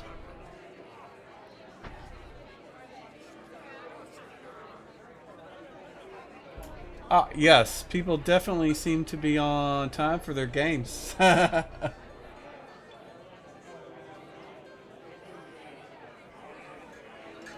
Yeah, we've had really good luck with all of our PoE games. Other than, like I said, the one person. He's got real life going on, and I don't blame him. He's got his own thing going on. But I would like somebody that can consistently show up for their wizard. And it's just been that way since day one. They've just had a really hard time finding wizards for the temple game, and it really shows in some of the issues that they're having right now. I hope you like it. If you found any problems or anything that's not, matching the original content for Temple of Elemental Evil, be sure and let me know. I'll get it fixed. In fact, whenever I converted it for the rule set, I did not convert it to 2E dragons and 2E demons and all that. I kept the original stats because the original version was not, made with the version of 2E dragons and demons and giants, those are really a lot more powerful. In fact, there's a encounter that is on, I think it's the second level. Yeah, it's the second level, where you can actually get some type 1 demons that if you actually use the 2E versions of those, they would be more powerful than the big bad in the very bottom, or Zuckmoy. It would be more powerful than her. So I went with the 1E versions of them that was listed in the Temple of Elemental Evil, so that it would play like it was intended. So it may seem a little weaker for some people that are used to 2E when they're fighting demons, but just consider that this temple, and for whatever reason, they're not as powerful as the type 1s that you'll see elsewhere.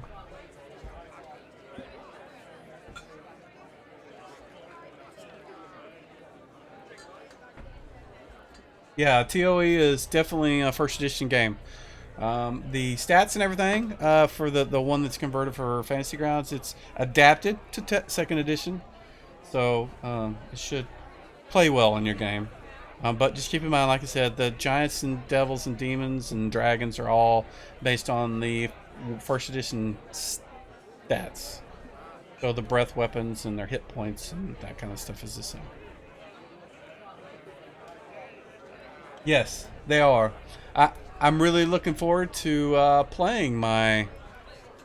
I'm going to actually put my group through the G1 through 3 at some point, but I'm going to use the 2E giant. I expect to get their asses creamed, but we'll see. Yeah, low. I get that. There's just, the group I got right now is really good as far as showing up. I've known most of them for decades. Some of them multiple decades, but most of them at least 10 years plus. And a lot of them are really keen on playing. I don't think I'm a great DM. I think we all kind of get along really well. So that's why they all show up consistently. Brian and Robbie, I've known since Brian I've known since I was probably I have been keeping track 8 of years old, all and the I'm photos 50 now. last So night. Dropped them everywhere, so don't worry about it. That's fine. 8, probably 10. I knew him when we were in Boy So, Scouts just or to Cub let you know, Scouts. We're going to be ending the evening escapades, obviously, and we'll come back. Any gold that you removed, I want you to go ahead and put it back in.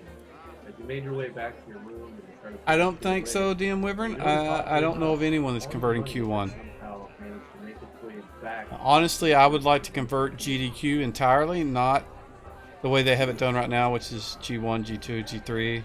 I don't think anyone's done D1, 2, and 3. Daria said that if she's not back from feeding the baby when we start back up, she's just going to take her gambling loss as a sign that she needs to go to bed, and that's what she's going to go do. That's fine.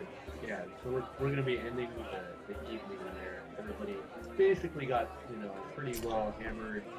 Yeah, one of the things that I like about Fantasy Grounds, Low, is the barrier to entry is not so much the game rules.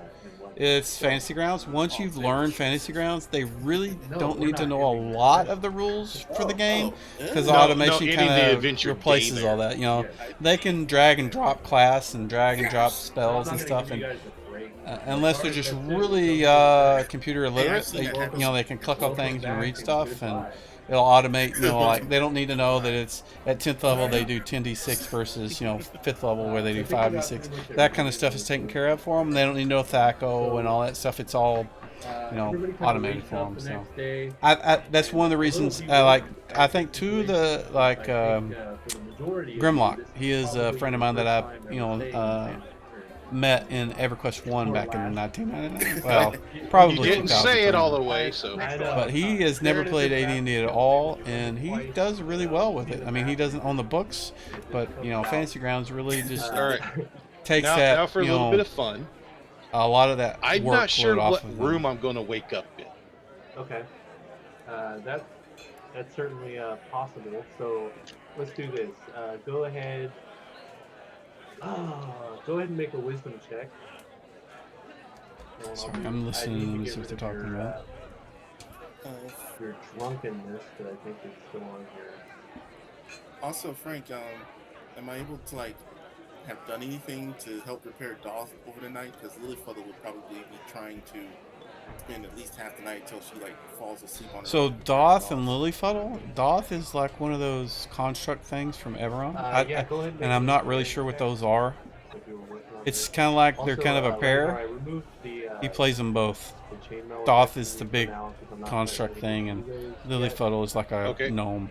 We will be using those eventually. They're just not quite there. That's under powers, right? Or actions, I mean. Yeah, well, I would be It'll willing be to in your bet that skill. if you could get Alright, them well, in there's my- fantasy there's grounds, my wisdom especially if check, you have so- new players. Okay. Again, it really depends on them learning, fantasy grounds, just to get the interface, where they can Darn, I was understand. hoping to And I'm wake up trying in to some improve that at stranger's least on the room 2E and rule set it's Monday side morning. with the menu system and stuff like all this jazz, which is not something that's in the 5e stuff, but just to make it a little more easier and standardized. But Yeah, you can. it should help them. double-click on the box. If you want to go to an AD&D rule system, but Yeah, if you double-click on the box, if not, I can understand the rules part Okay. being the So, Mine's is a stressful 12. part for new Yeah. users. oh, it's a 12, so you fail because you want to roll under your check. Really? Under? Oh, For sure. Are you talking about wisdom check? He made it by 4. He was engineer. making an engineering check, which is a 12. Which is a roll of 13, so that was a failure. Which means, on this night, you're Oh, just sorry. tired, you've been drinking a little bit, just can't seem to get shit to work today. It's going to be a little bit of time where you just need to be sober and clear-minded to work on this thing. And you're a little bewildered because you're not in your...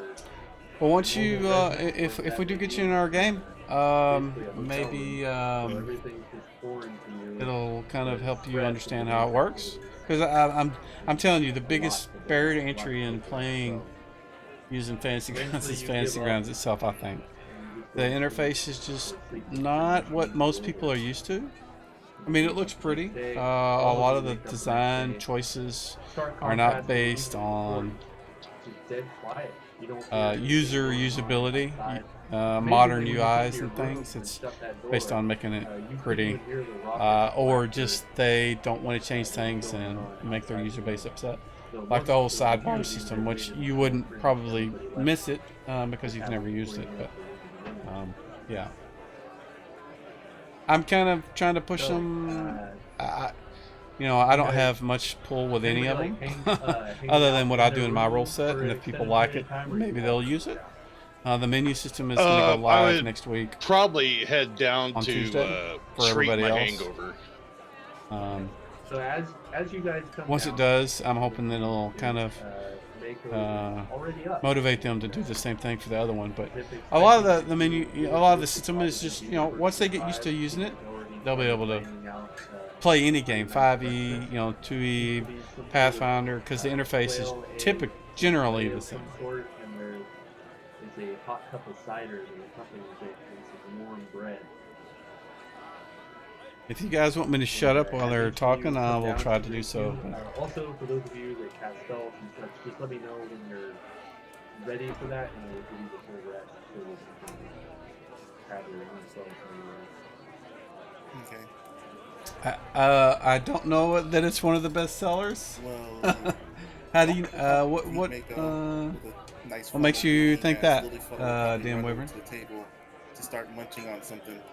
Typically, the meat. If there's meat, she's going for it first. It just seems to be like a If we can beat Pathfinder and 3E and 4E and all those, stuff like it would be awesome if AD&D was right under 5E. I know, Okay. I would, Hope she's love for it to be above it, but foreign to you. I totally understand people playing 5E. It's new people coming into the game, they're gonna play 5E. I understand that. And as your group is starting to gather down in here, you see that there is a figure. Sterno, I have that Got his back rested in up against probably the bar, XML and somewhere he's if you want it. up the bar top, just staring at Did all I of ever send you the hack sack thing? I Like, think I pretty did, didn't I, large man. Sterno? He was about 6'3" to 6'4", pretty well built. He has a copper complexion. Hack sack being a hackmaster A stuff. full suit of chainmail on, and a long sword at his side. And he's just staring at you all quietly. Doesn't make a move. Doesn't say anything as you all make your way down.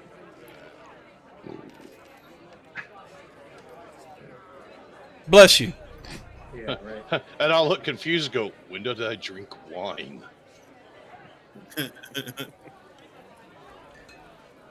Dolph will most likely stand by the entrance and then just kind of stand very still with his yellow eyes kind of glowing and probably look directly at the guy that's like staring at us, while Lilyfuddle is probably just in her own world munching on her food. Yeah, walking around Bobby, randomly. pretty Random with the shit. 50,000 games, something like that. Looks like Alright. he sent a chart. Welcome back. So the man standing there just doesn't say Yeah. anything as the last of you make your way Overall, it down was what is it? Games? the room here. Number of game sessions. He picks up There was this, 1,000 game sessions mug of next to 2E him, versus takes a drink, 3.5E, seems to which be sitting had possibly the same 1 cider point, that you're all drinking. 1,700. So Now, did you say he was at the bar at his own table? No, Oh, he's the at the Call of bar, Cthulhu he's beat us? back. What? He had his elbows kind of resting on it. Aside from the fact that he's in full chainmail, he seems pretty relaxed. If it'll help, Cerno, Just because I don't the, like the way he's staring at critical everybody. tables are in I'm there gonna mosey in up and just be a XML few feet somewhere. away from him at the bar and pay him no mind and order a One of the drink XML from files there. may be Okay. called. just in case he I'm does anything. I want to be right there. Okay.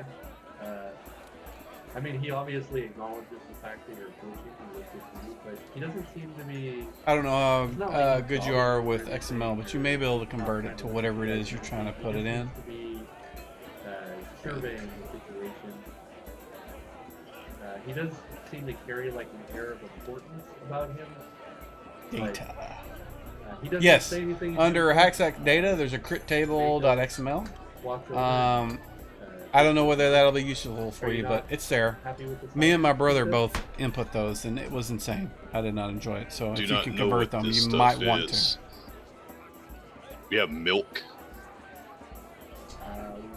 We do have milk. The drink Milk. is simply a fermented fruit, apples, to be exact.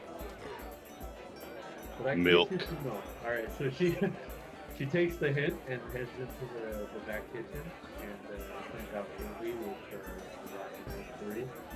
Yeah, that's a lot of The games. man is not staring at you. That last month is It seems as though he's just trying to like 1,000 games.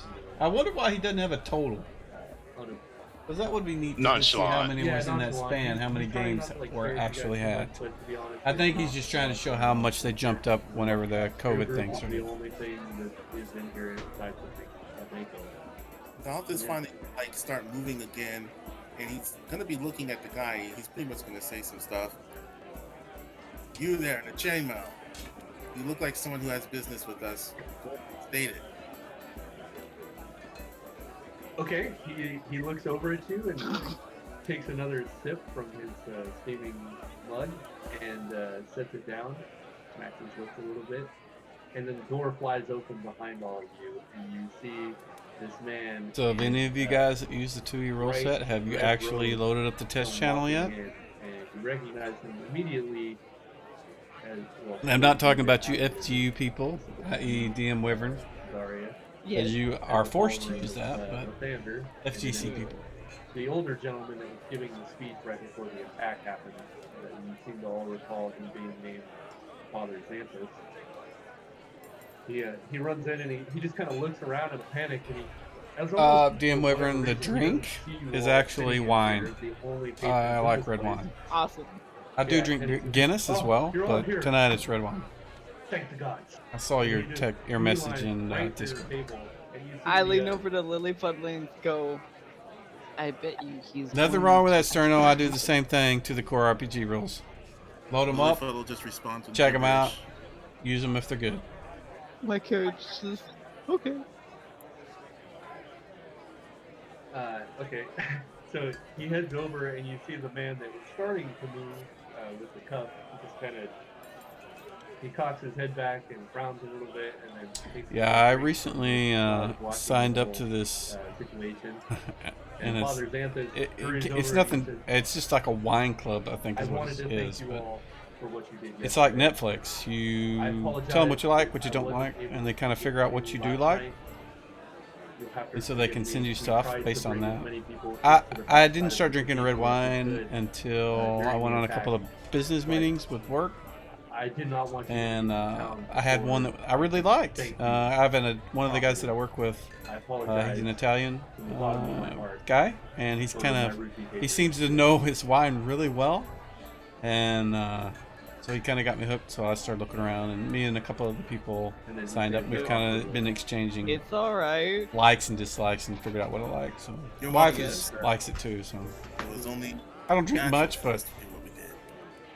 my Friday and Saturday Far be it games, from I'll me tend to drink a drink glass or anything two. that's sort of natural. May I sit? Yeah, it's not so much Sure, go monthly. ahead. That would be too much. They send me 6 bottles of wine whenever I do it. That's a little crazy. I don't drink that much, but of course, right now with all the being locked in, I am drinking more than normal. But it's normally like every 3 months they'll send us 6 bottles of You wine. all here to help with this situation. I mean, we have town guards here, but it could have been so much worse had you not been here. Yes, it By is the way, is there definitely bacon relaxing. at the table? Not at the moment. My character I'm is kind asking of for my bacon. anxiety Like, level is is this- pretty high when I'm running a game, She so wants a plate full I of bacon will for drink something breakfast. just to kind Like of a relax me. egg. You And and your sometimes during the bacon. evening, like if So I'm really Mako, stressed out from work, just to kind of get me is it in the okay mood if to you go to don't bed but and sleep, I can certainly get some for you? I'll drink some. That's fine. We'll do strict lean, strict fat. Otherwise, I don't mess with it that All much. right. And Father Xanthus says, look, I don't have any way to repay you all right now, but I do want to make sure that you understand that everyone in this town is extremely grateful. Before and my we wanna make Italian sure friend that got me you all recognize interested in wine, it was Mexican Coke and we popcorn. need to reward you somehow.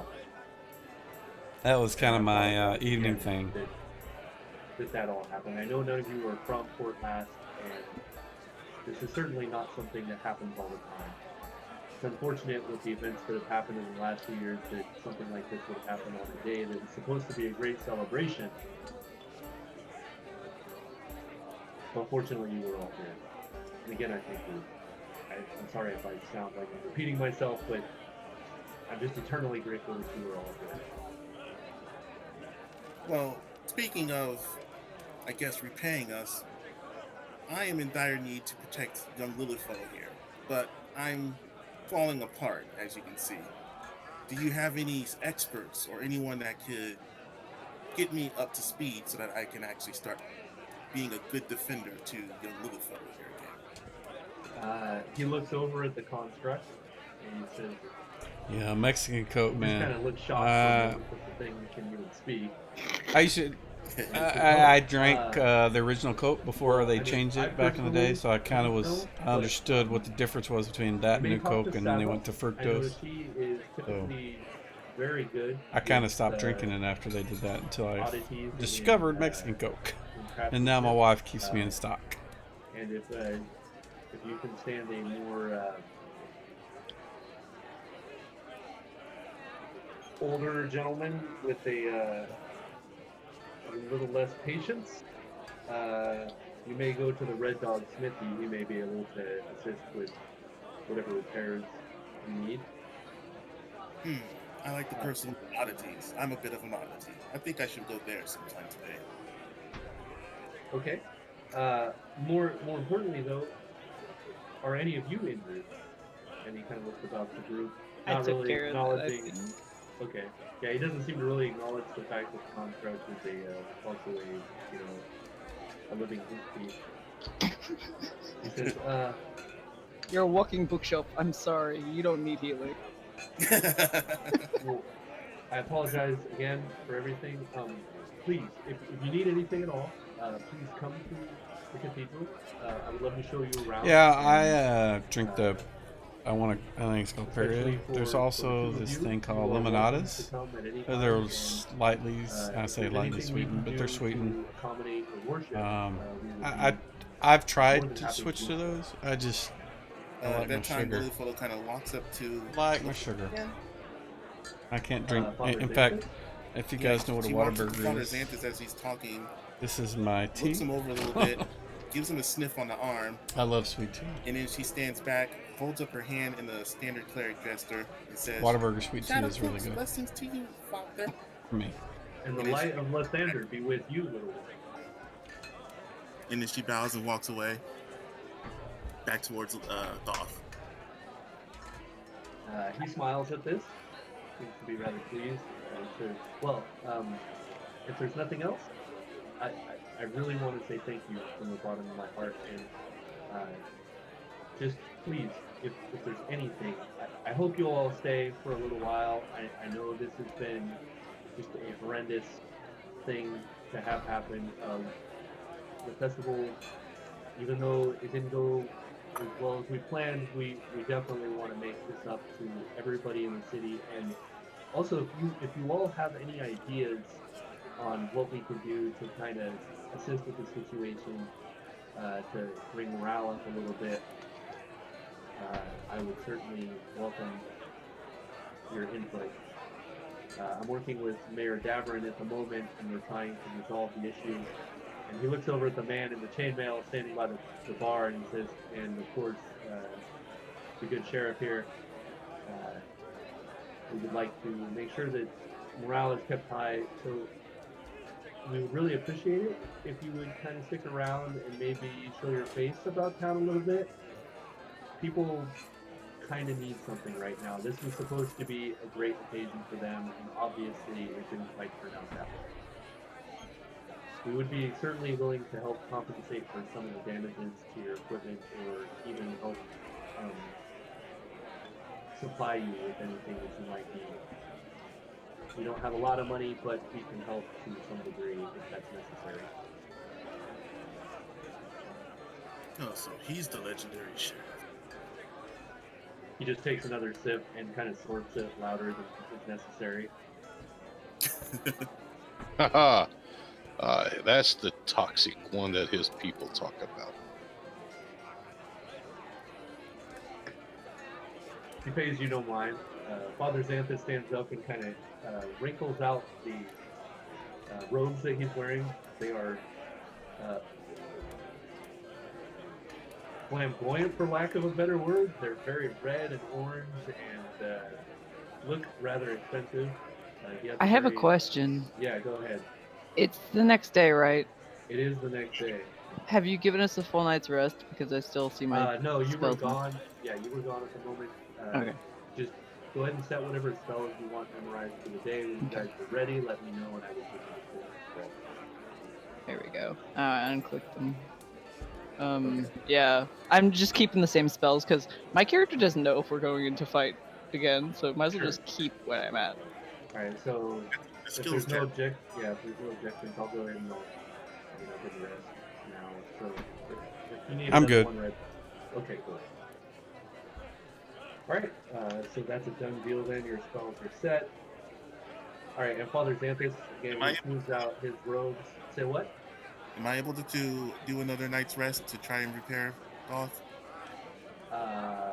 What, during the day? I mean, well, you'll be able to take time as needed Okay. later on. I'll keep you informed of when your roles are necessary. Oh, okay. Sounds good. Yeah. Father Xanthus wrinkles out his robes one last time and adjusts this overly sized golden holy symbol of Lathander that's draped around his neck. He says, well, again, thank you, and please do not hesitate to come to the cathedral and find me if you need anything. I will certainly do whatever I can to help you. And he kind of he steps back and almost knocks the chair over and stumbles a little bit, and then settles the chair back in place, takes a deep breath, and kind of puts his hands out, and then makes his way out the door. I don't think he realizes we were just lucky to be there.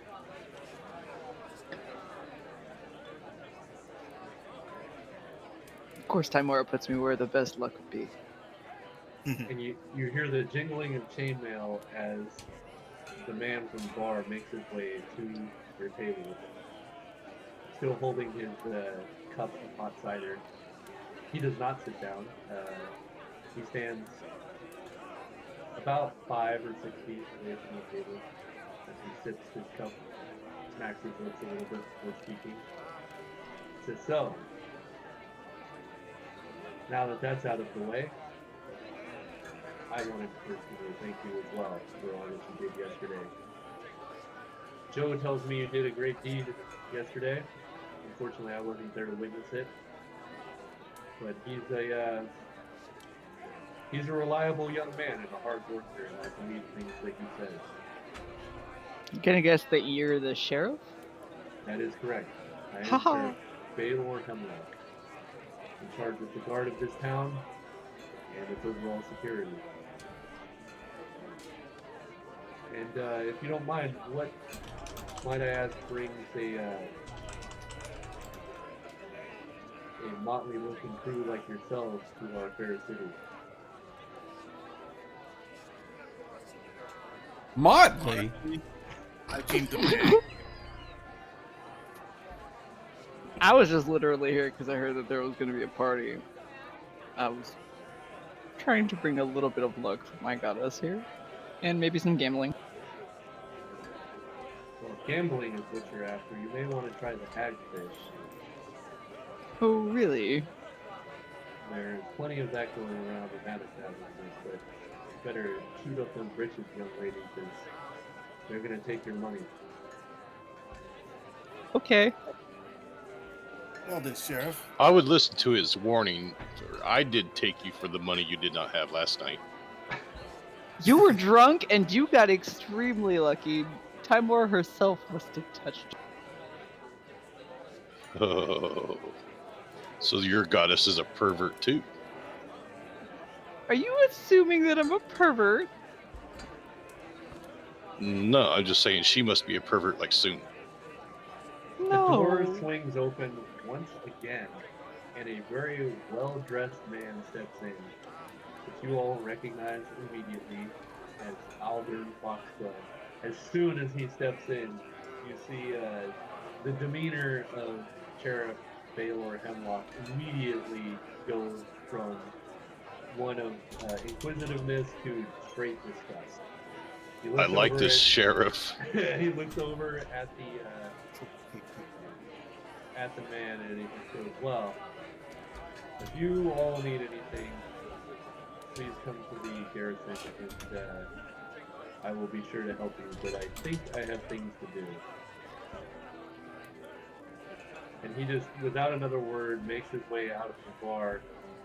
And you can see that Aldern looks like he's trying to get the sheriff's attention, but totally gets ghosted as the sheriff just makes his way outside. And it almost looks like for a second, like Aldern Foxglove is going to chase him, but then decides it's probably not a good idea. He just turns and he looks around, and then his eyes fall on you, Daria, Oh God, no! and he makes his way to the table. And so I need to ask, what is the seating situation right now? How are you guys sorted? Typically, Lilyfuddle seems to stand next to Daria a lot now. Okay, is there anybody sitting next to Daria? Lily might be the only one because she was sitting at the table eating the meat. Right, I'm waiting for my bacon. I think Lilyfuddle said she was standing, so I Yeah, I'm guess I standing. could ask. Sure thing, Mike. Is there a open seat next to her? I'm gonna step away for a few moments and get me some drink. I'll be right back. Oh yeah, there would be an open seat next to Daria. No! All right. That's what I want to hear. So, He's like, that's what I want to hear. yeah, Aldern, without even asking, just makes his way over there, and he parks his ass right next to you, Daria. And he just he leans one elbow on the table, resting his chin on his knuckles, leaning in pretty close. And he just says, so, I see you all made it here to the Rusty Dragon. That is so exciting. I thought for sure I wouldn't see you again, but it appears that the Luck Maiden has graced me with your presence once again. My character says more like Reshma and Elvin. And you notice the breath from him as he's talking to you, just it's so nice. He definitely has used some sort of mint breath freshener or something. His teeth God, he's thoroughly trying white. to flirt with me. Yeah, and he says, I'm curious, my lady. I was looking to go on a boar hunt today, and and I was wondering if you and your bodyguards might like to join me. Lilyfuddle interrupts this whole situation because she suddenly climbs on Daria, Oh, back over Daria, and goes right into the guy's face and starts sniffing at his face. My character is like, He looks over. All right, so he looks over at you, Lilyfuddle, and then back at you, Dorian. He says, "Oh, is this your little sister?"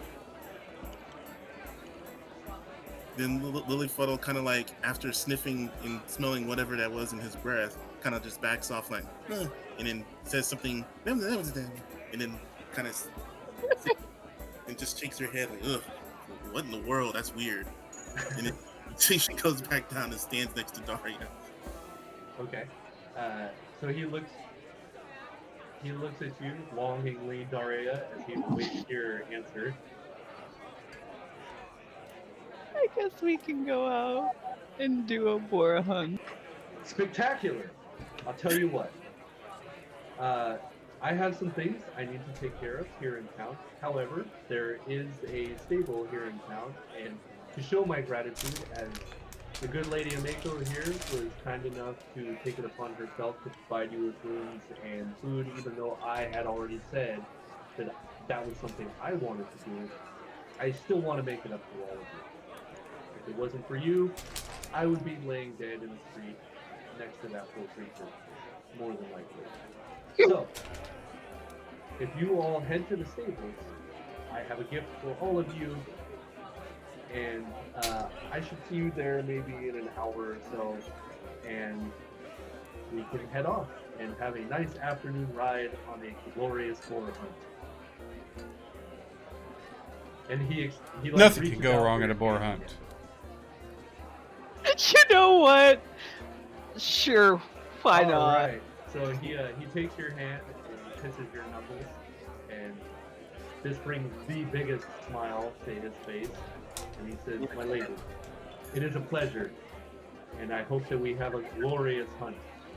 And he stands up and, freshens out his garments, and then he starts making his way out with the cane clicking as he walks across the wooden floorboards. As soon as he's out the What? door, my character's gonna go wash her hands. Well, Before that mouth is fed. wait up. What hand did he kiss? I don't know what is it doing with his left. It would be whatever hand she offered up. He's not particularly. So what hand did you offer up, Mark? I would say my left hand because that's Oh, you not offered the it? hand that- Okay. I wonder if he knows that she's right-handed. My character's gonna go wash her hands really fast, like you. All right. What is a boar? So about the time that this happens, Mako brings out the tall plate of bacon that was ordered, and it was definitely large. It looks like it's got about 30 or 40 strips. Lilyfuddle is super excited. Cook me! And then she kind of grabs 2 pieces of bacon and just starts munching. I know. All right. So anything you guys want to do during, I guess, breakfast, or are you looking to head over to the stables? Honestly, guys, what's a boar hunt? You hunt boar. I mean, I guess. But what Important do we need food. for? He's giving us stuff. Lily, do you like bacon? Lilyfuddle's just kind of eating her bacon and just walking around randomly. Bacon comes from boar. Gotcha. Don't really get that. My character is supporting her bacon habits. She will continue taking cooked meat of any kind. Mm-hmm. I should ask while Mike is back. Function your name, but Elaine, while you're down here, what's going on with the goblin? Are you just leaving her up in the room? Did you give her some instructions that she can't understand? As long as she is asleep, I'm okay. If she is not asleep, I will try to be there. Now, if I need to come down and grab Okay. some food and go back up, that's certainly I'll do that. But Okay. until I feel responsible for her actions, so I will try to make sure that she is contained while we're here. Okay. All right.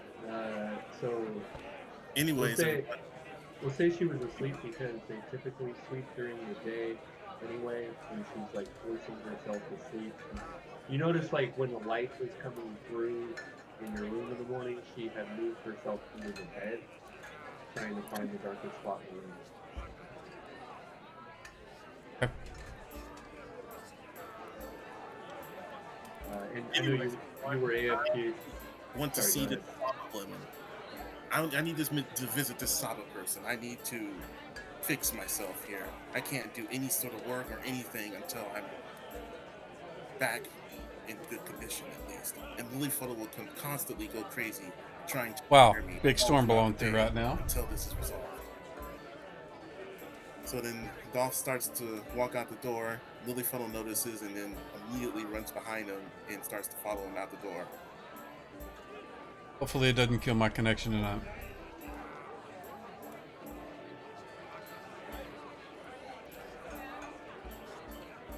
Okay, it seems like everybody's just letting the Lilyfuddle head out then. Does Lilyfuddle or Doc know where the hell Saba's armory is? Nope, he's gonna ask around. Okay. I would think you would ask Mako since she seems so helpful. All right. Oh, yeah. So, yeah, I mean, you have like a pretty good guide, but you left, so you are heading out to try to find somebody to assist you with. I think you said you want to go to the Red Dog Smithy, right? Not Saba's? Oh no, I wanted Saba's. Oh, okay. Okay, so let's see. I'm not gonna bring a die roll into this. You find somebody pretty quickly. This old lady who just appears to have a cart just down the street, because the market is fairly close, and she seems to be cooking up some sweet bread. And as soon as you're walking by, she just yells out, "Oh, oh my goodness! You're one of the heroes! You're one of the heroes!" And she runs over and she starts trying to force this like giant cinnamon roll on you. She says, please, here, take this." He really has to talk about Um, food it- right now. Well, it will do me some good. So he'll take the bread and hand Love it over to cinnamon rolls. Lilyfuddle, who'll She's probably- obviously handing this to Lilyfuddle, not the giant construct. Okay. Lilyfuddle just kind of looks bewildered and just takes the bread. Then Lilyfuddle digs into her pocket, pulls out one gold and gives it to her. All right, so she backs off, like waving her hands in your face. She goes, "Absolutely not. I could not for the heroes of Fort Last. That is not going to happen." The heroes of Fort Lilyfuddle Lass. looks at Dolph We are and says now. something. Dolph says, "It's a gift." And then they continue on. All right, so she runs back over and she pulls out this big ass basket just full of pastries and such. And she runs over. She says, "There's a bunch in here. There's tarts. There's cinnamon rolls. There's sweet bread. Lemon buns. Please, I know there was a bunch of you. Could you please give them to the rest of your group?" And she just forces this basket on you. Sure. Why not? By the way, do you know of a person named Saba where I could find him? Oh yes, of course. Saba's Armory. If you just go back towards the cathedral, you can't miss it. It's a big triangular-looking building. There's probably a bunch of smoke coming out of it. Thank you very much, miss. I'll go and deliver these pastries immediately. So, honor Alright. bound, Dolph decides to go back to Yeah, the rest you, of the dragon to deliver the goods. yeah, you made it about 3 buildings away from the rest of the dragon when this all transpired.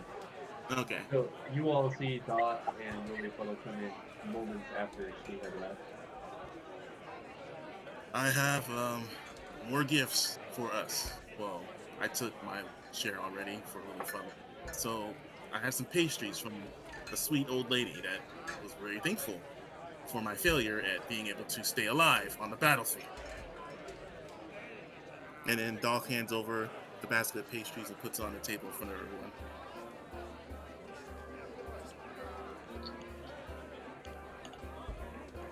And then everyone stares at it.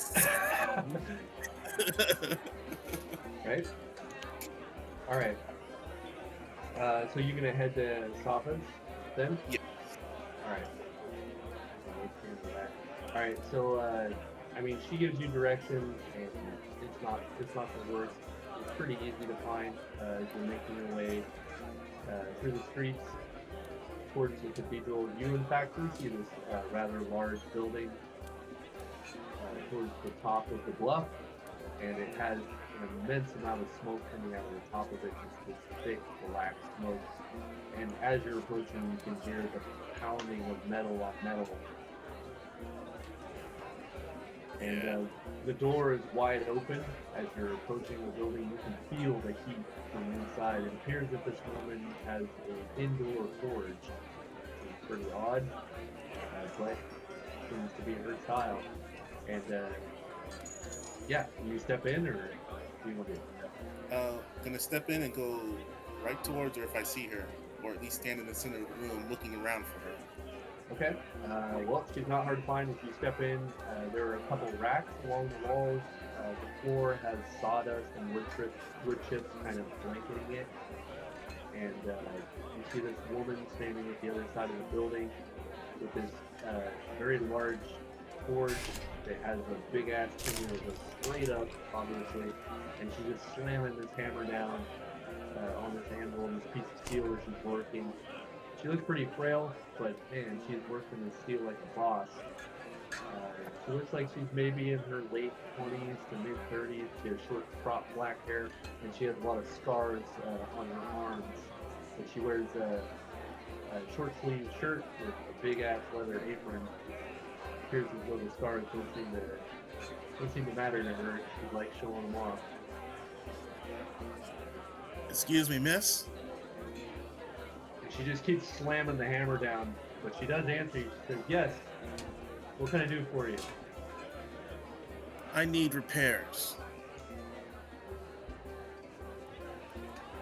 Alright, she slams the thing down a couple more times and just pulls the metal off of the anvil and slams it into this big water trough, and it hisses. And she turns to you. And then she kind of she startles a little bit looking at the massive construct. She says, oh, you're the group from yesterday, aren't you? She kind of wags her finger as she's letting metal sizzle. Yes, I'm part of that group. At least a failure in that group. I'm in need of any sort of repairs or any sort of upgrades you can possibly do. I heard that you work on oddities. I figure I'm the oddest you can get your hands on, and I don't have the tools or the proper equipment to get myself repaired. And my little friend here will go crazy trying to repair me over and over all day until I'm at a functioning level, which I'm not right now. Alright, so she pulls the metal out of the water and begins pounding on it again. A little slower this time, but she's trying to think of how to best answer this. She says, well, I mean, I'm not too familiar with your situation. I would certainly welcome the opportunity to look you over for a day or so and kind of see what we're working with. I can't guarantee that. Hey, it's Prador. Thank you so much, man. I appreciate it. I promise you I'm the best. 500 bits, man. You are the first person to share bits for us. That sounds perfect. Very much. Appreciate it. Let me write down a quick note real quick. So Dolph, I guess, goes in their backpack and finds something that he can write on. And you have paper and quill and such? I have no. We are running through Did you put it on your inventory? Rise of the Runelords, just converted have to the AD&D adventure 2E. You got in there. Frankie is running it for me. No, I don't. First time I've been able to play in a long time. Around, and it appears that you forgot to bring some. How's your games going, man? Gotta keep up, but you guys have so many games going, by man. chance? Jealous. I'm sorry, what was that? Oh, Dolph was asking if she had any paper and quill by chance. Oh, I probably do. Unfortunately, you kind of caught me at a strange moment. I'm finishing up some work for the garrison. I'll tell you what. If you come back in maybe 3 hours, I can certainly take a look at you and make sure I can offer you whatever assistance you need. That sounds perfect. Thank you. How much would this all cost, anyways? Well, I will definitely need to look you over, and I'm not going to make any promises. I have had those before. I've had. I remember the game about more than fair. a month ago. I was just starting up this server, and my CPU overheated. Thank you. I had to call the I'll be game. back in 3 hours. It took me like a week to get everything back together. Give me some pound on this piece of Yeah, actually, I was kind of concerned. Alright, I was I'm having ready some to heavy turn back thunder to here. You're up north of me. I think you're in Plano, Alright, so you somewhere around in return there. back to the party. I'm in West Fort Is Worth, everybody so just waiting? it's kind of stormy out here. But Eating my kind entire of blown plate past, of so bacon. I think we're good Alright. now. I have non-stop just started shoveling bacon in my mouth, not knowing how to deal with this dude wanting to like flirt with. Oh, My character's been in her church for the longest time. She has not had back in someone the old flirt with her. days, She's in my like, old high what the school, I fuck am I used supposed to? to.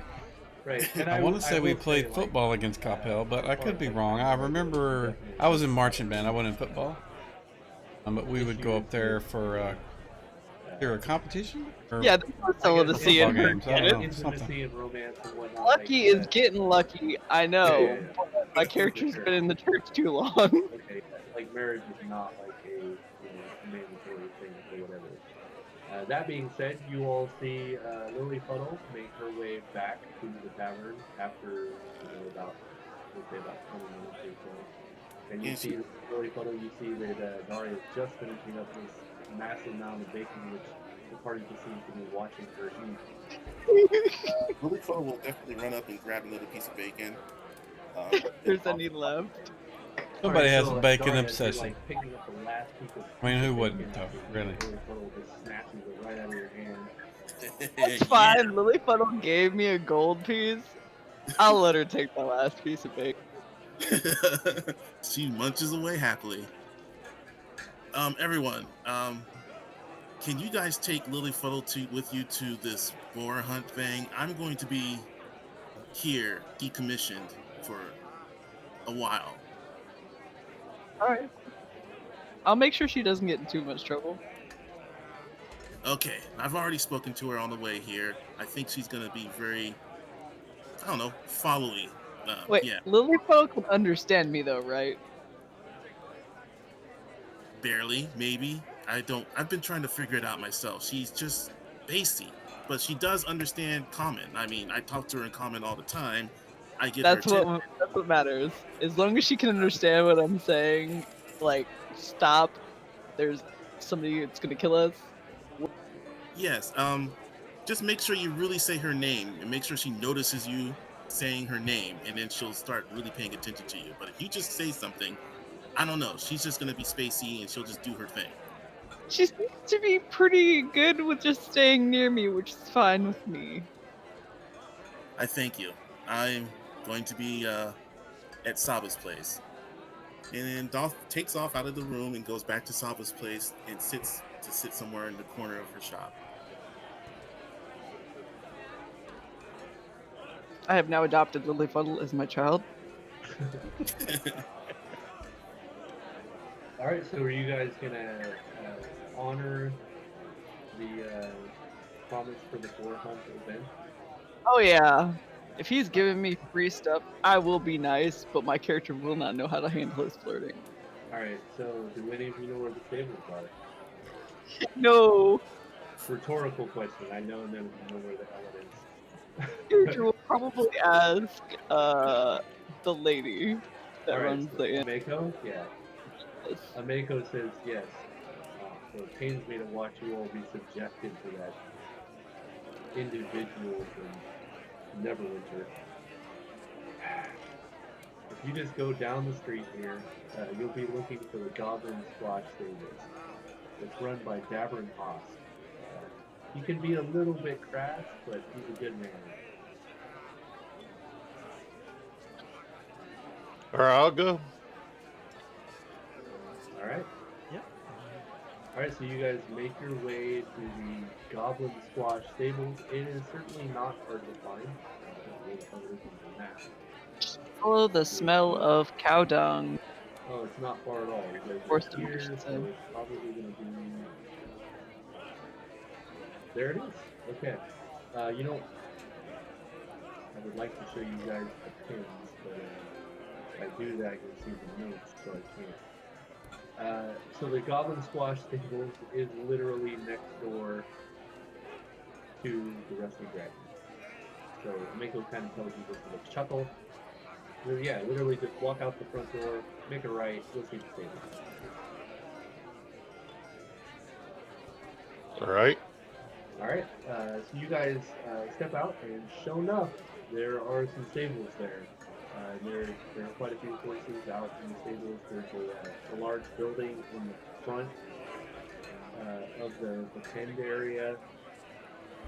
With the building takes up basically the whole space between the Rusty Dragon and the building that's on the other side of it. It kind of butts up against the two of them.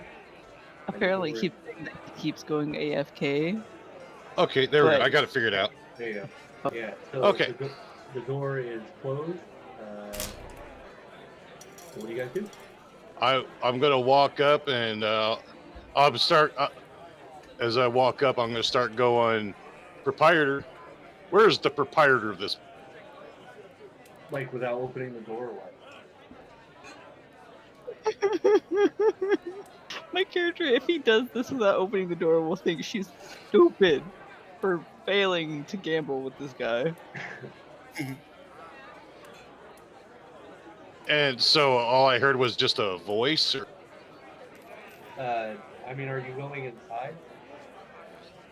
The stables, yeah.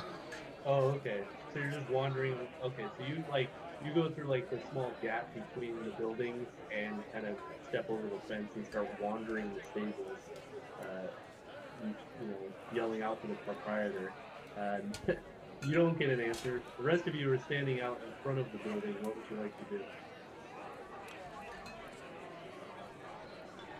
Lilyfellow is going to follow Daria wherever she's going to go. I guess Dario can go in, but she's just gonna let Ragnar deal with this because apparently he knows what he's doing, All right, and well, I'll be back. Ragnar's in the back in the stables. There's quite a few horses back there, and even an ass. As Daria opens the door, the rest of you see inside. There are all manner of like sawhorses and saddles and stuff in here. Various, halters, lead ropes, and such. And feed bags up against the sides of the walls. The smell of grain and hay hits you full on in the nose if you step in. You see this mid-40s kind of grizzly-looking individual walking out from behind a counter, kind of slightly overweight.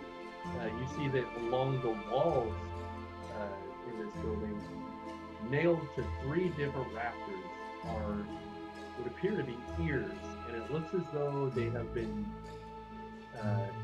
torched with something, like something has been seared into the flesh of each of the ears. There must be in the neighborhood of 150 ears nailed to the rafters. Lilyfellow's going to point at it and say, "Cookie." So the man approaches. Who do we have out in front? Daria? Looks like she might be okay.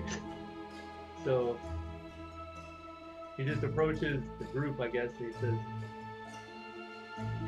"I believe you're the group that killed a bunch of goblins yesterday. Why don't you step on inside? That pompous ass from Neverwinter said you'd all be showing up. Come on inside, please."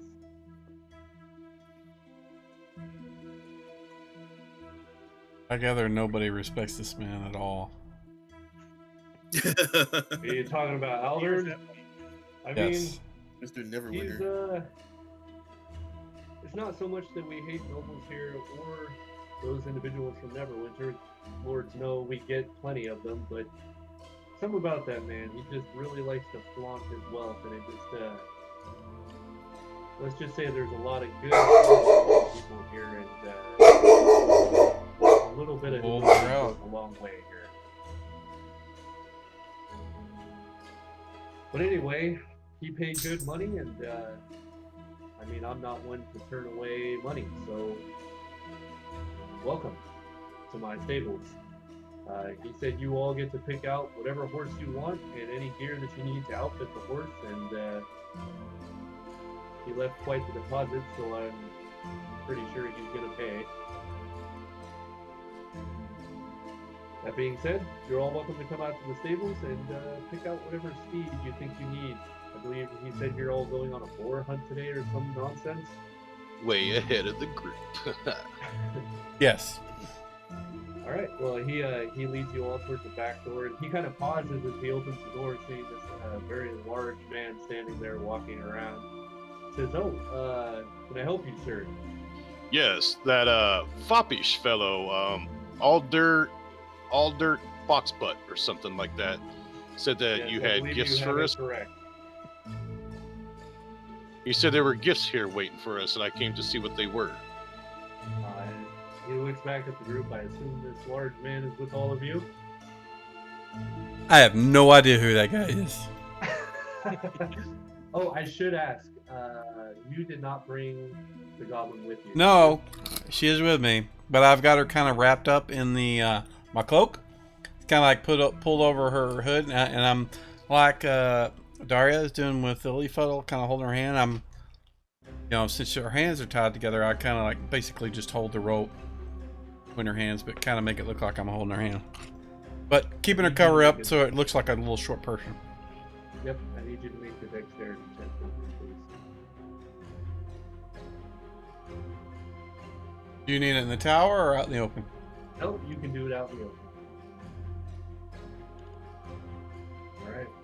Made about You 6. see- as you get closer to him, as you're kind of walking by, he sniffs the air. And then he kind of looks over in your direction. And he says, I must be imagining things. And then he walks outside. He says, yes, so this is our stable. I mean, right now we're a little low on our livestock, but we have 5 well-bred horses and 1 ass. You are more than welcome to any of them. It's being played by me. As They can't even hear it. Music. Assure And you will pay for all of them. not from Sirenscape. The music is through Sirenscape. What but kind of this is my horses are own they? Stuff that I've They purchased just elsewhere. appear to be light riding. It has a license that allows me to play it. No offense, On Twitch. proprietor. I believe these are The stunted. guy that actually wrote it, or that composes it and plays it, is imagine that some of Andrew these actors Sitkow- probably used to a Sitkow? larger breed of horse. SITKOV. We Was don't have any Humble right Bundle package. now. I have a. I posted about I it have in a the few forums. breeders that I usually buy It's from, well worth it. I mean, it was like Neverwinter. $25 for a bunch of stuff that I can play online and have a license Recently, for us. We just haven't had any shipments coming our way. It's been about 3 weeks or so since my last contact with them. And I've been getting in touch with the Mercantile Guild. But they say just no The notice. sounds that we're playing while we were in the Sent another tavern, letter that's today, from hopefully I'll Sirenscape get a though. response back, but for Music now, itself is not. unfortunately, This is stuff all I isn't. have.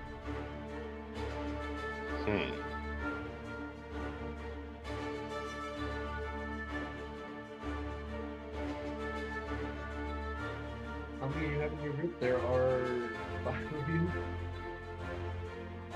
He says, well, I mean, if any of you want the ass, it's obviously available. I assume you're probably going to want all of the horses for the hunt. Also, we offer up a stabling here, obviously. So if you need to board your horses, we will make sure they're taken care of.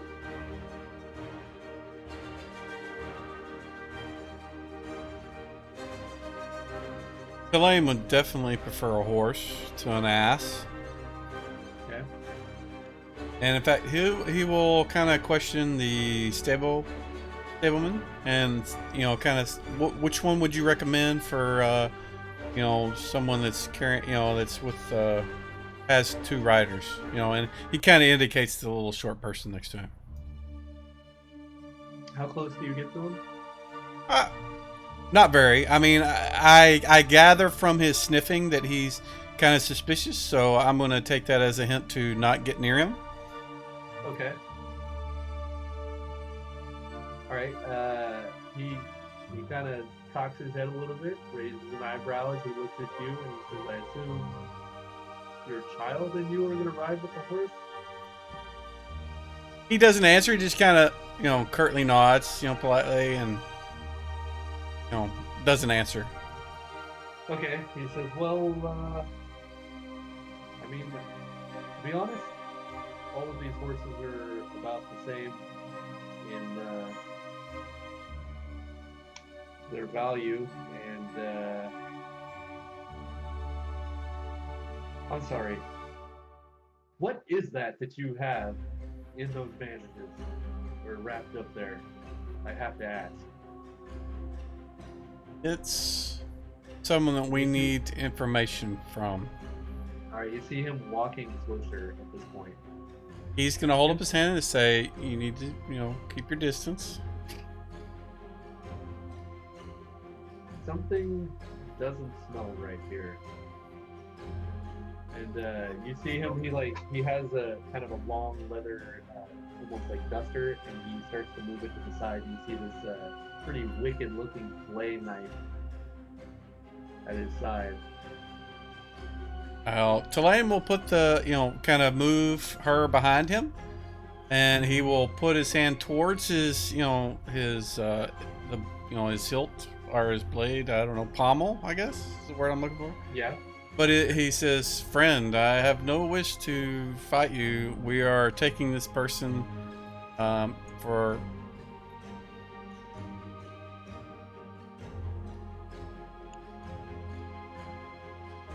It's just I can't think of the word, but we're gonna, I want to, talk to her, and I need to take her somewhere to do that, and I can't think of the words to use right now. I had it earlier. That's okay.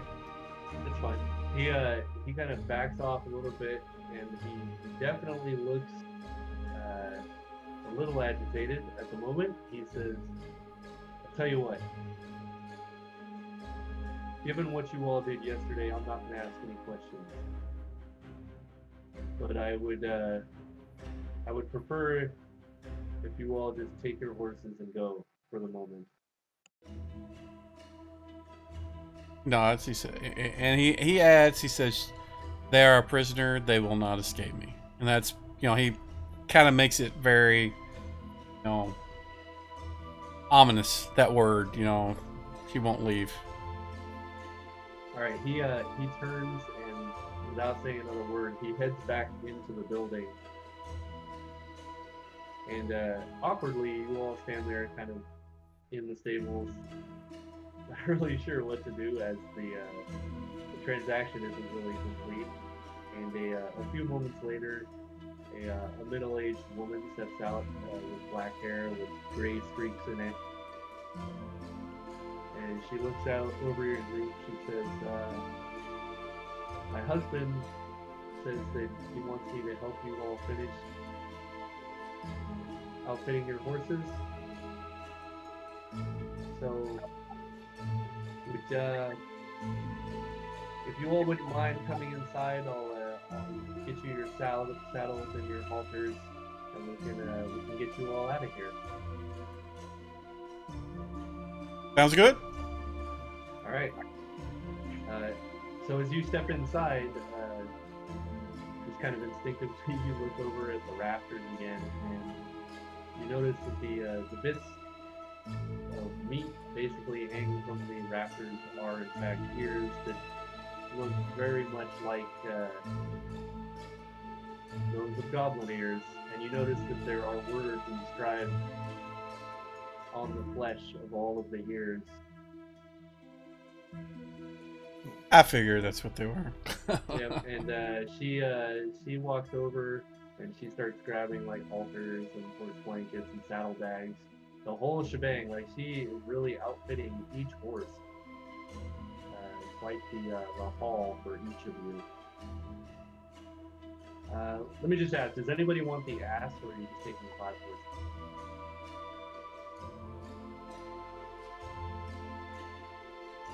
Lilyfuddle doesn't know what the hell's going on, so she wouldn't really choose anything. Okay. She just take what's given, I guess. All right. I mean, the horses are quite large for the young Lilyfuddle, but obviously she's, I guess, not experienced enough to make a choice. No, she is Okay. not. So about the time that the last saddlebag is fitted on one of the mares, this kind of brown mare with a black mane, you all see this horse come trotting up to the rear of the stables. This nice painted pinto, and atop the horse is none other than Albert Foxglove. As he just rides over in your direction, doesn't enter the stables, but he rides up along the fence line. And he says, I fire my cannon at him. yeah. He says, the bodyguards of the fair lady Daria. Are we all ready to travel and hunt us some wild boar? Delay will answer if nobody else will, and answer in the affirmative. He is ready to. All right. Sounds good. I really don't know what to do to this goblin. I think I'm gonna just cut her loose in the woods. Head off. Being that Daria is AFK for the moment, and she's kind of critical to this part of. I can relay, so. No, that's okay. I kind of gotta use the rest of the get a break. Let's take 5 minutes real quick. Everybody get a break, and then just be back in 5 minutes. Short break. They're taking a break.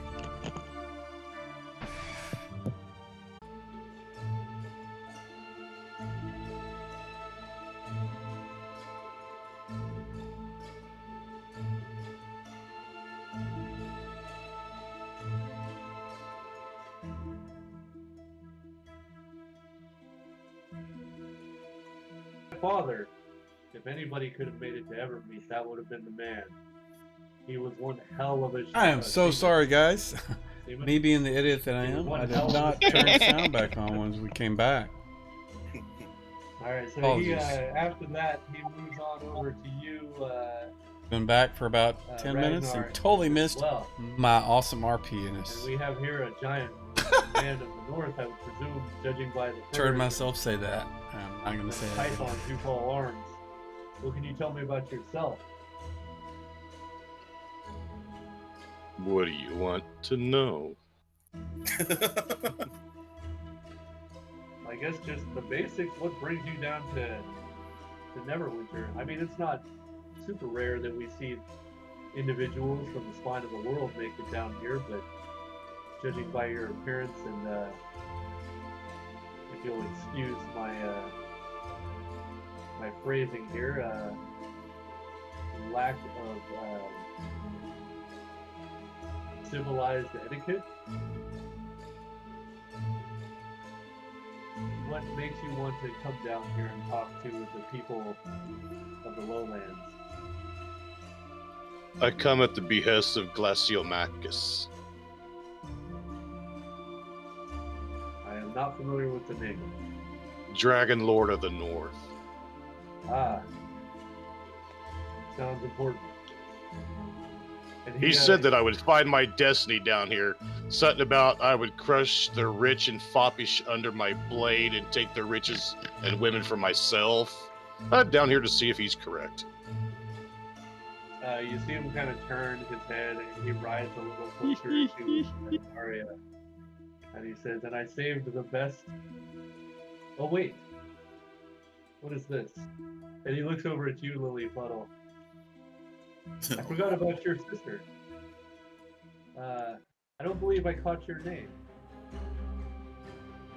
Lilyfuddle kind of just looks like she's in her own zone, and then something startles her. She looks down, opens up the collar of her robe, and then puts her ear up to it as if listening to something, then closes it and looks up at you confidently. I'm Lilyfuddle. And that's all she says. Hello, Lilyfuddle. What brings you to Port Last? I don't see many of the Forgotten folk here. She kind of gives you a glazed look for a second, and then something startles her again. She opens up her collar, puts her ear down to it again for what seems like 10 seconds. Then she finally looks up and says, Goth saved me from bad Fade Place, and now we poor. And that's all she says. And then she starts rambling in Sylvan, or not Sylvan, starts rambling in just another weird language. And seems like she's explaining some huge story as she's rambling excitedly. And then she finally stops as she looks at you. Right. Well then. He moves the horse a little closer. Leans over towards you, Daria. Says, "For you, my lady. So what do we all owe the pleasure? Such a beautiful creature, gracing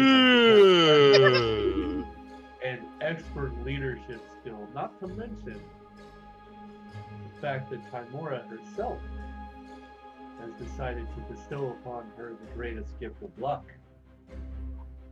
Gosh, this guy is so corny. We're here to just be like, I'm from Waterdeep. Waterdeep, the city of splendors. Ah, I have made it there many times, my son. Yeah, I mostly stayed to the cloister there and just came down for the party and the gambling and food. Ah, a woman after my own heart.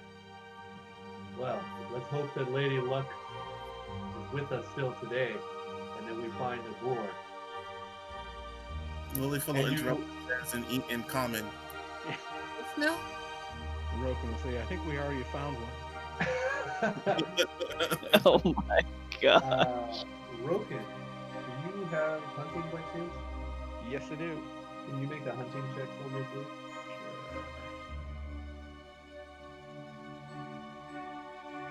Alright, so amidst all this BS and this fucking long-winded, hot-breath fucking noble, or at least self-proclaimed noble, you've been on high alert. You know, you're a man of the wilderness, and you've been trying to pay attention, but you're also obviously paying attention to your surroundings. And you see a shadow moving through the thickets as you guys are. At this point, you've started to kind of make your way upon the plains, just to the outer edge of Neverwinter Wood. And you certainly see something dark into the bushes. Track that. All right. I hold my hand up to Roken. Wait a second. Oh, fearless leader Daria. No. How do we proceed? My character just kind of scratches his head. I guess you can go for it. I don't fucking know. Thank you for your swift and direct answer, boss. Yeah. At this point, Welcome. Aldern is completely oblivious. He has not. Damn it. Any of this. But I will give the initiative to Roken. Is there anything you want to do? Because you would be the first one to notice. And what did I notice? Sorry. Just I have the missed- creep. Well, you noticed a boar moving into the bushes. Oh, okay. So I would just tell the group, you know what I've spotted over there. I think there's something over there. And point out the location where he saw it, and then probably ready an arrow in his bow just in case he sees it again as it comes out. Okay. Well, we're gonna use the generic micro map for this. I planned on making some maps last night, but didn't happen. Too much alcohol.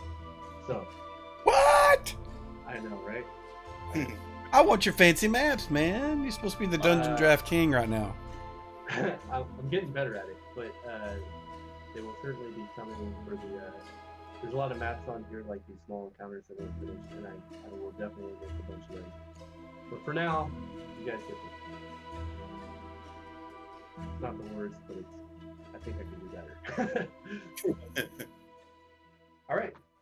So go ahead and within like Stay with. Oh, that's basically. Stay within like this area. You guys can position yourselves. Alder and Bobby is going to be right next to wherever the hell Dario is. So just leave a space for him. I'm not This gonna is- put him on the map though. This is literally 2 years ago, maybe a little over 2. This was the very first map I ever loaded in Fantasy Grounds. Yeah, it's funny. There's another encounter that they have loaded onto this adventure path where it's like a sewer or something. It's supposed to be a crypt, but I will definitely be remaking that. The actual sad part, though, this map is actually extremely handy for a small encounter like this. Yeah, it is. I've actually used it quite a few times for just different outdoor scenarios. I'm like, okay, this works. Got a couple bushes. Yep. Yep. Looks like it. All right. So you guys are good.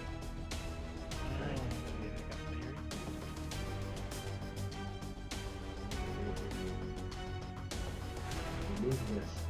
I gotta be a little more patient with myself.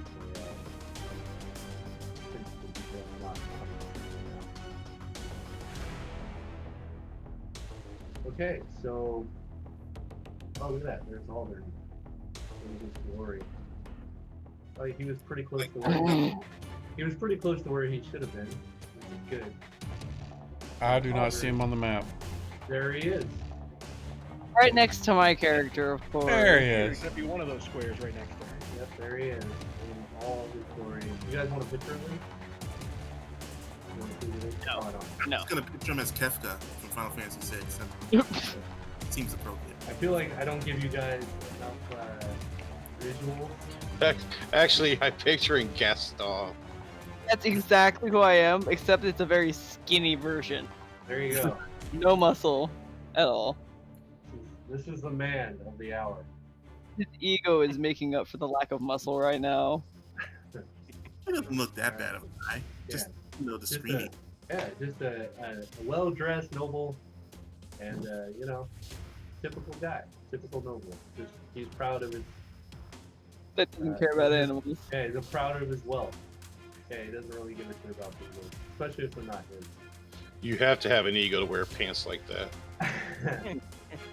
All right, so up ahead here, you do see this wild boar, and like I said, the first one to be allowed to act is going to be Roken, as you're seeing it move into this bush over on the right-hand side.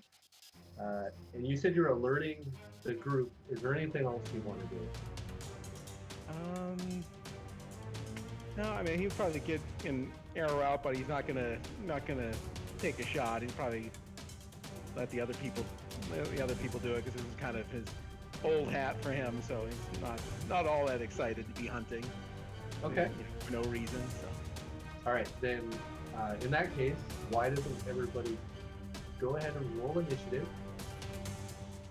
And then, I don't got a bow, so my character's just gonna sit here in case somebody gets gored by a boar. For sure. I forgot how to roll initiative. I think it's under actions, weapons area. Yeah, Yeah, the yellow sure. box. Correct. Okay. Yeah. Actions, whatever the yellow box is, whether it's in powers or weapons, depending on what you're trying to do. Spells will be in powers.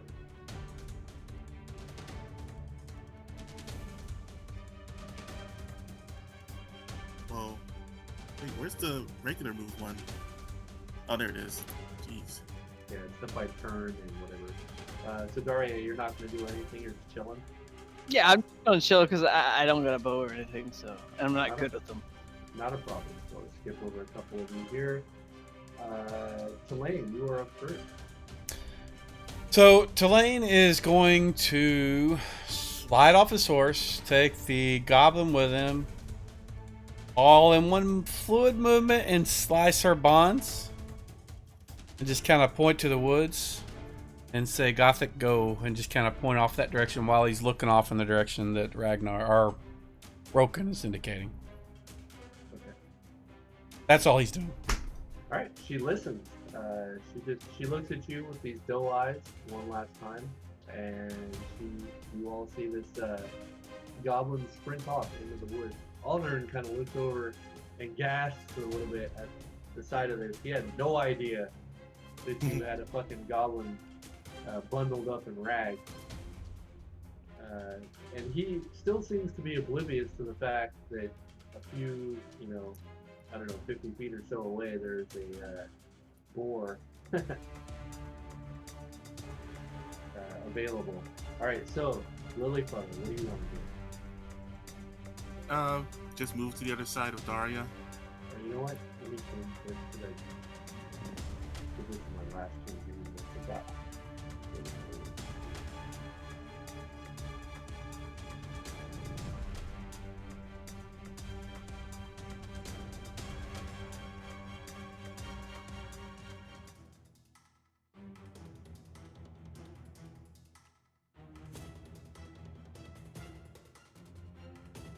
Somebody finally saw that option. I only saw it last night because I was like, I changed my tokens and the way they were set up, I couldn't see the gray round thing. And then I don't know what caused me to look through the options. Like, oh shit, you can change these. Yeah. So, The dice color? say what? The dice color? No. If you look at Lily Fuddle, there's like 6 different options for when it's someone's turn, how to show what marks their turn. This is my favorite one. Okay. Yeah, the one with the green thing that was on me, that one's fixed in this version. You know, you were having problems with them being able to select. The hitbox for that was removed. So, and I'll shut up and let you go.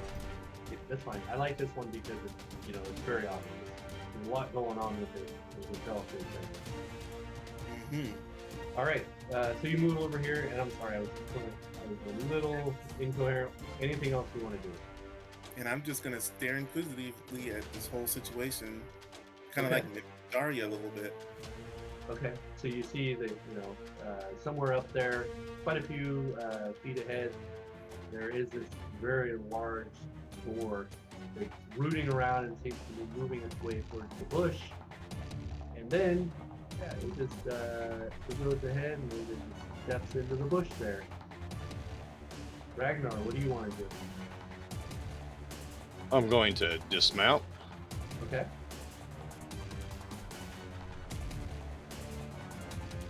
I guess we should have just determined whether we're dismounting or not.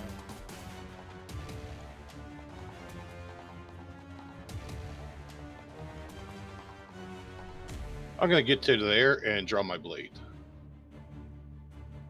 Well, man mode. All right. Manly man. And then, let's get rid of the goblin. Goblin's a free spirit. They Now, just said the Alder, manly man. My watch wife got me it. this class. Ragnar move forward, and then he Well, looks over to you, Daria, and he says, "You're she got me Barnabas? something You that was think in the that's far glass. forward?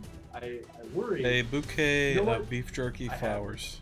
I will make sure. Sounds nothing ridiculous. Sounds terrible. It was awesome. happens." And he like twists But, let me the see if top I of can his cane, and he show draws it. forth this blade from the cane itself. Oh, there we go. Roken, you're up.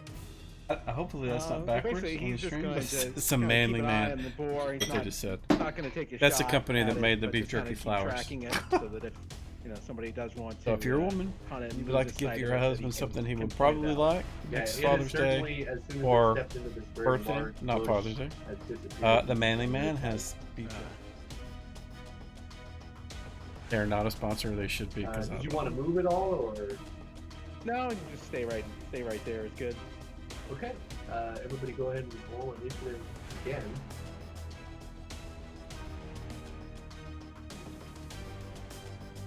Boy, walking over there must have exhausted me or something. How do I change my dice color anyways? Or is that just part of my player color? Nope, you can. If you go to menus and you go to colors, the second option down, that should bring up a thing you can play with the shit in there. Change the color of your dice. If you that thing that says it has a T on it, that will toggle between a black number and a white number. In case you want to have like black die with a white number, etc. Okay. So for those of you trying to get used to the new menus without the buttons, the menus, it's all alphabetical order now. So if you could click between menus and records. And unfortunately, I'm not running the most latest version, but in the next one, the books will be updated, and you'll be able to pull the reference manuals for like Player's Handbook and such just by clicking that. It'll take you a little bit to get used to if you're more old school, but it's pretty nice once you get used to it. That being said, it is Lilyfellow's turn to start. I'm just gonna chill and Okay. watch. Yeah, you didn't say you dismounted, right? No, I didn't. Okay, so you're still on the back of the horse with Daria. So I should probably be right here behind her, I guess. Or I'm not sure. Yeah, What. that's Good. fine. And obviously, all right. Let's see what this floor is doing.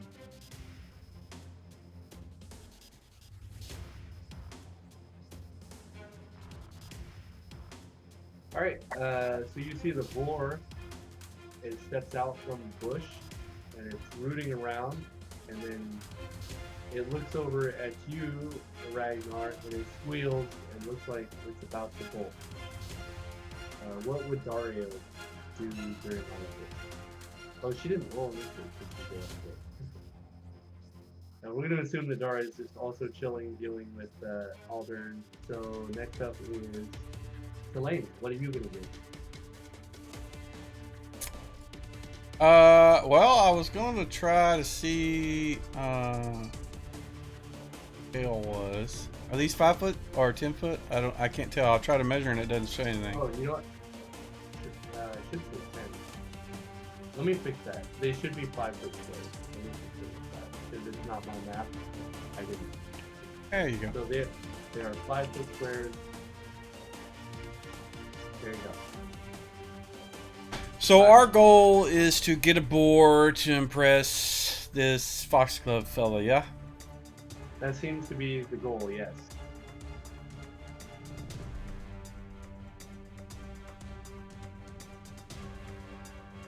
Whoa, I was not done. Sorry, hold on. Oh, I'm sorry. Just minus 10 feet or whatever. Let me know when you're done. I'm sorry, y'all. Happy with you there. Can he charge to there? No, charging needs to be in a straight line underneath the boot. Alright, so I will. That is more than half my move. And so what I'll do is I'll just get up next to him. And then if he runs away from me, then hopefully I can cut his legs up from underneath him. We'll see. Now you can move me. Sorry. And you. Okay, and you are dismounted. And you move over here. And I'm sorry, Ragnar, your movement would have been way less. I just forgot to check the default map properties. When I make the map, I always make sure to check this. I will make sure that's not the case. Oh, well then adjust me accordingly, because... No, you're fine. You're fine. It's just, you probably could have moved that far and still did an action. You know, it's my fault. Well, it said I moved 80, so... Right, you would have only moved 40. Oh, okay. Alright, so Math Will, stuff. Yeah, so I'll just ride up here and kind of to head off this escape route for the boar. So these, so if it tries to come this way, we can send it back to these guys. okay, so you're still mounted. Yes. The horse can move 120 feet. So Yeah, I'm just trying to keep it corralled. So. okay, yeah, that's 120 feet and still do an action. Oh. Yeah, the horse can move a lot. Yeah, but that would probably be different. Yeah, I'm good. All right, so you just kind of trot your horse over here, making sure that you're keeping eyes on the boar and it can't try to get away. Right. Meanwhile, Aldern Foxglove is just fucking staring at Daria longingly. Get it together, AFK, freaked out. The boar. If I was an hunt evil seems to dude, be a reason to get her out. I would randomly just shoot an arrow into this Apparently, guy's he really head. doesn't care. And if she was here, I Pull would a Dick roleplay Cheney that on she's him, not here, shoot him in the so face with a he is bow. talking her ear off, and poor Lily Fun will have to listen to that. Ragnar, what are you doing? Scream Tempest and charge it. He's the one who wanted to come out here and Oh, hunt shit. for. You went radio silence just so I couldn't roleplay that. All right. No, actually, I was trying to put the baby down. No, that's okay. Putting it down. Please don't do that. Oh, thanks. I told her she is abusive, but she didn't believe me. Me and your terrible burden on your poor mother. Okay. Oh So my Ragnar, God. you're doing what? You're charging or what? I scream Tempest and charge it with my blade. Okay. So you charge in here, and let me add the charge effect to you real quick, and still give me a half second. I'm still getting used to the menus a little bit. Let's see here. One effects. Effects, yeah. E. I'm used to the. Yes, icon. it'll take you a couple of games. Yeah, Right, did me for too. Alright, the charge. There's a charge button right there. Okay. Yeah, just remember the charge button won't expire after a round. That's fine. It will if I make it. Yes. We good to go? I'm glad you said that, though, because I wouldn't have remembered to put the one round in. Oh, I can't put the one? Oh, yeah, I can. I'm getting the tiddly, fucking round. Alright. Alright, go ahead and make your attack. That is certainly a hit as you just charge into this boar like a friggin' madman. Go ahead and roll for damage. My character's acting like the cheerleader. Alright. And just to add effect to this, I'm screaming and laughing the whole time I'm hacking. Yeah. So you, oh man, you guys are still first level. So you come in here with this freaking, what do you have, a bastard sword or a Two-handed sword. So you just come in, big two-handed sword, bringing it, overhand chop straight down, bring it right into the shoulder of this boar, and it just wheels around on you. It looks like it was ready to blow, but now it's super pissed off, and everybody go ahead and roll initiative. As a bonus action, I grab Tulane and use him as a shield. Oh my Yeah. God. Oh crap, that's 5. Negative Ghost I Rider. am actually Not going rocking to no roll 5e here, my boy. because I'm gonna move closer just in case he gets slapped by a Hope you got that second character on deck. right. Yeah, I'm sure, A I'm boar's sure gonna you're fine. crit you, gore you open, and my character ain't gonna be able to do enough healing. I certainly You know, think there's that's- you can come back as a goblin that's really friendly to me. Yeah, Oh There's my a- gosh. Goblin Rogue gets on the table. Or Only speaks Goblin. Goblin Goblin. Bard. Yes. It only, Okay. it only speaks Goblin. And So half the time you guys have no idea if I'm inspiring you or cussing you. Yeah, if you're not a Mako, you can't understand it. Oh, and the boar goes first. Alright. DM I'm sorry, cheese. Yeah, you're Tulane. screwed. It was nice knowing you, Tulane. So the boar definitely... Notice the hint to Tulane. Yeah, the boar definitely wheels around on you, Ragnar. Damn it. and- Ooh. I hope for your sake this doesn't hit. So it's going to try to gore you. Ooh. And it misses.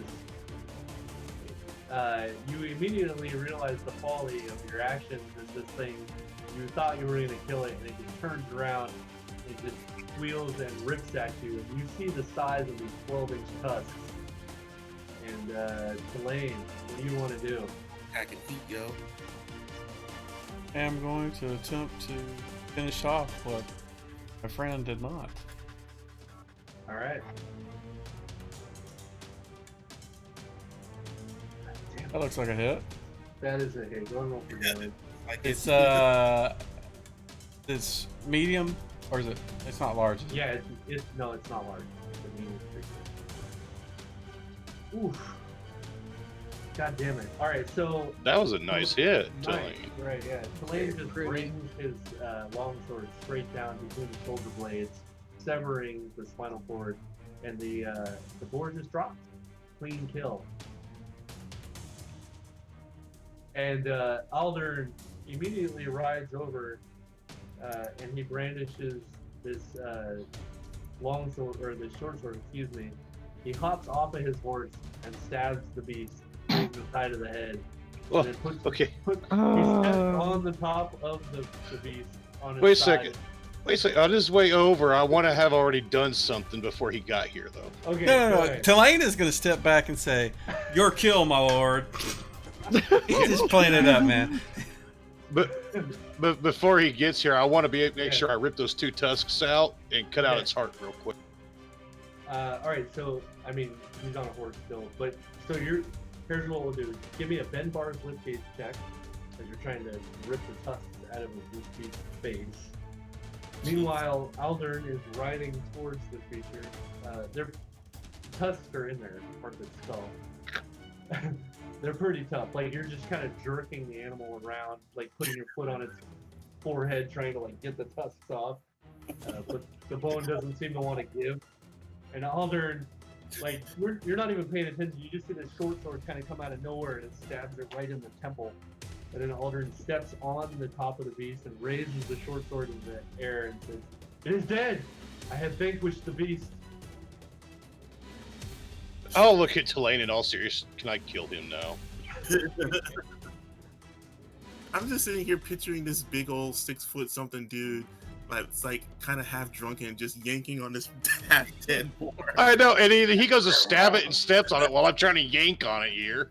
Yeah, fortunately, he misses your foot by a good 6 inches or so. But nonetheless, the beast is dead. And Aldern, as he wipes the blood from his short sword on the back of the beast and then sheathes it, he says, "A glorious kill, if I do say so. If you would all permit me, I would suggest that we maybe donate this beast to the good of Mako, as I believe the town could really use some uplifting, and this certainly seems like something that would qualify as a morale booster within that poor city." Absolutely, my lord. He looks over at you at Ragnar. He says, "Not to sound disgraceful, but you seem like a strong, capable man. Would you mind taking this beast for us?" Sure. All right. And you notice, like, he's not even waiting for the response. He's already making his way back to his. Son of a bitch, I'm getting worse. I laugh if Daria came up there and fucking just like ripped the fucking tusks. Yeah, Ragnar says this as he continuously jerks the head around, trying to somehow muscle the tusk from the skull. I'll have to have Mako remove it, it looks like. All right. Anybody else want to do anything while this is going on? Well, as I pack up the boar for heading out, covered in all of its blood, I present its heart to Daria right in front of Alder. Here you go, boss, as your quest at the heart of the fresh kill. Thank you, Ragnar. It'll help me later. Out of character, I don't know with what, but I guess I can take. Are you taking the heart? Oh yeah. All right. You see Alder. He kind of looks over at this, and you see him put a couple fingers up to his lips, and his cheeks kind of puff out a little bit, but nothing else. Yeah, She likes it when they're still beating Alder. All right. So you guys make the ride back to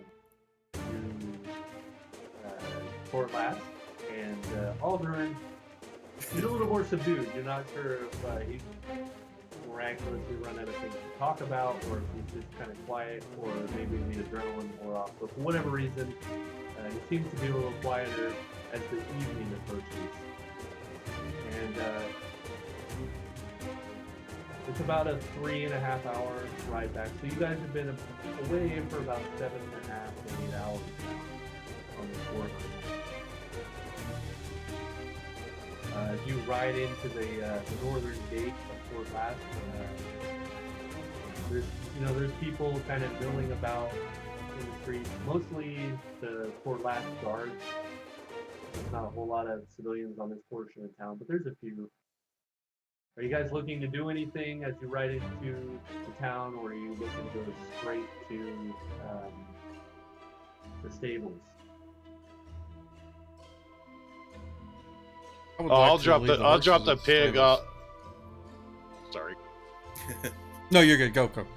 I was just gonna drop the pig off at Mako's and ask if she would mind retrieving the tusks for me. You really hooked on them tusks, man. All right, so the majority of you head over to the stables, where you're greeted by the wife of. Well, that is the wrong place. Give me a second. Curious Goblin is not the stables. Anyway, I don't need to pull it up. Davern Hask, I remember his name. His wife meets you all out there, and she. Her and her son help you stable up your horses.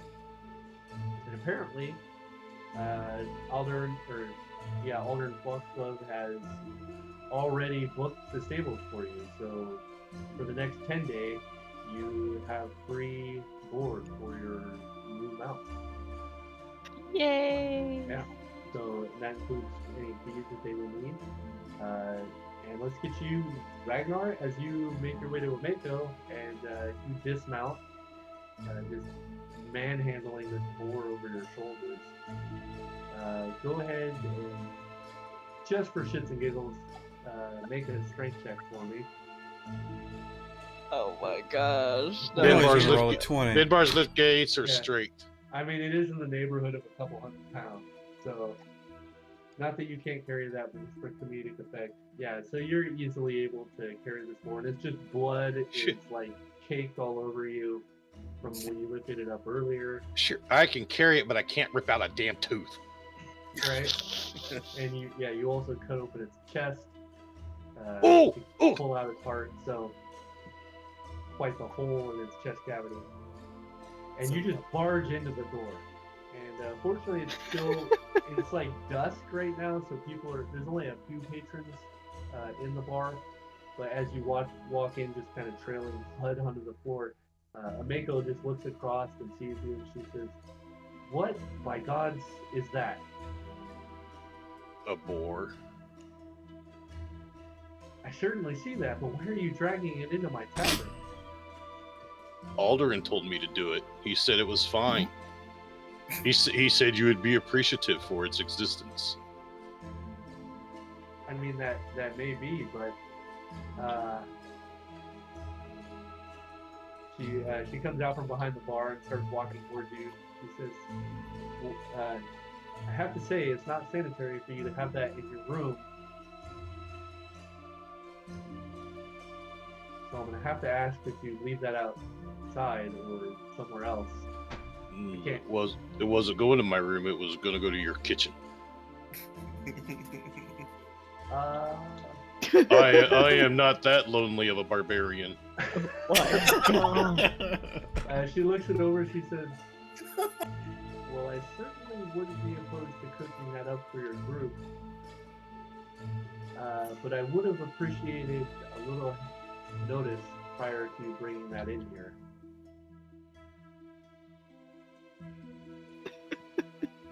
Wait, are we Well, we all need- there, or are we No, still you at the guys, stable? you guys are at the stables. He went straight to the tavern. She says, "Well, let's get that off my floor. It's bleeding all over the place, and I don't want to have my help clean that up." Alderin didn't seem to care. Yeah, well, Aldrin doesn't run this establishment. So why don't you follow me real fast?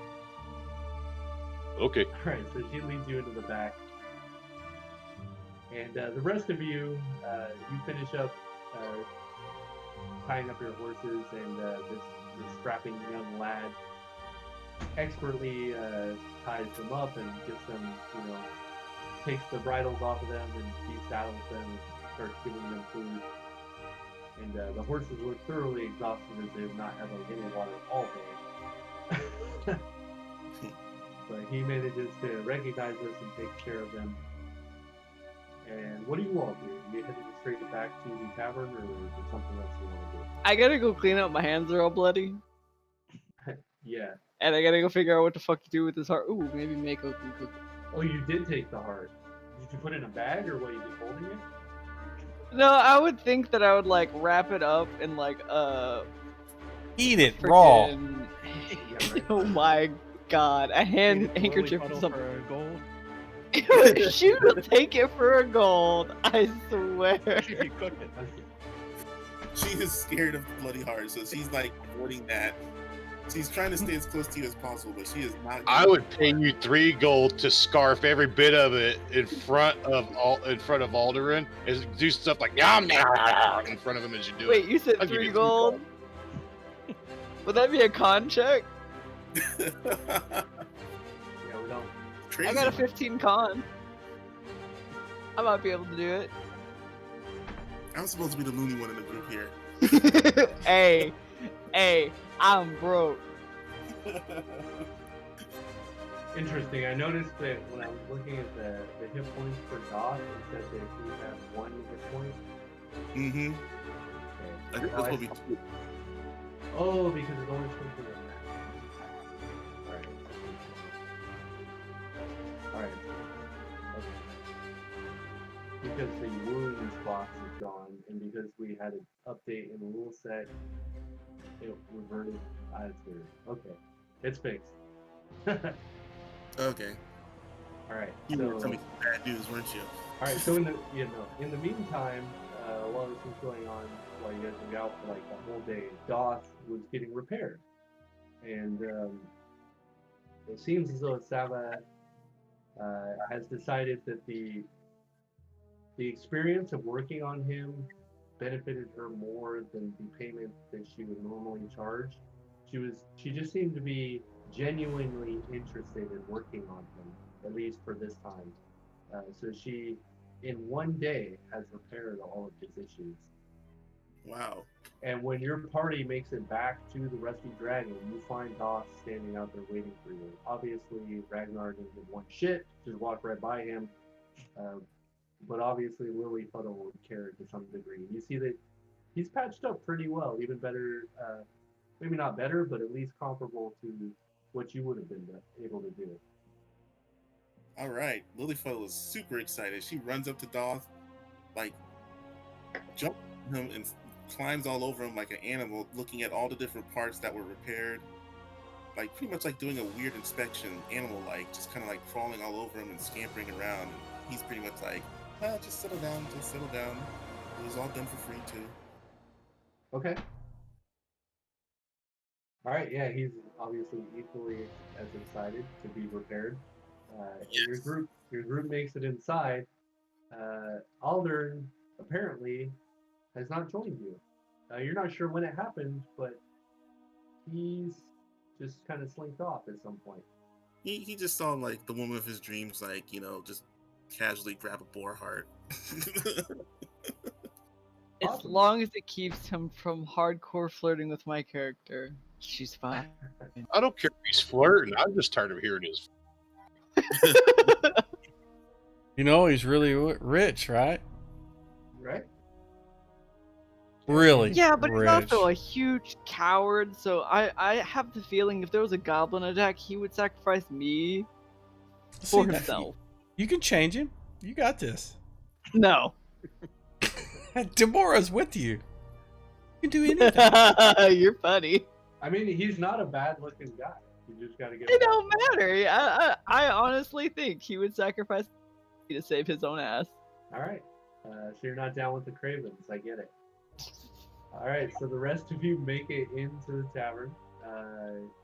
You only see the halfling help in there. She's got a mop out and seems to be cleaning up some blood that has accumulated in the main dining area here. I'm standing in the kitchen doorway waving at you guys with a bunch of blood on me in one hand. Dolph will approach Ragnar for a second, keeping his distance because he knows Ragnar's always scared of him. Excellent work on that hunt there. That was a really good strike you did, or multiple strikes. I don't know about trying to pull off its tusk, though.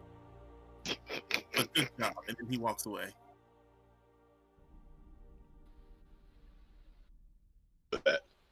All right. Is there anything you guys want to do for the evening? Anything you want to tell Ameko, by the way? I was gonna head over to the one place she said that had a gambling. I see. All right. So you're not done for the evening. You want to head to the Hagfish. She seems a little. Do they gamble for silver there or only gold? You're asking Ameko this? Yeah. She says, well, they seem to have a lot of different games there. I mean, I understand. We don't have a lot of gambling here, and I'm not the type of person to discourage anybody from exploring Port Last and all of the things that we have to offer here. I will say though, just watch yourself.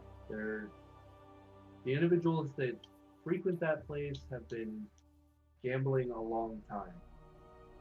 I'm not gonna bring all my coin with me. I'm only bringing 3 silver. Oh, okay. Well, I hope that's the case. And if they offer you a special deal, just say no. Okay. That's all I'm going to tell you. All right. Yeah, no, I'm totally not bringing all my gold with me because I don't want to get it stolen. So I'm literally just gonna bring 3 silver. Okay. Does anybody else want to bring up anything else to Ameko while we're at it?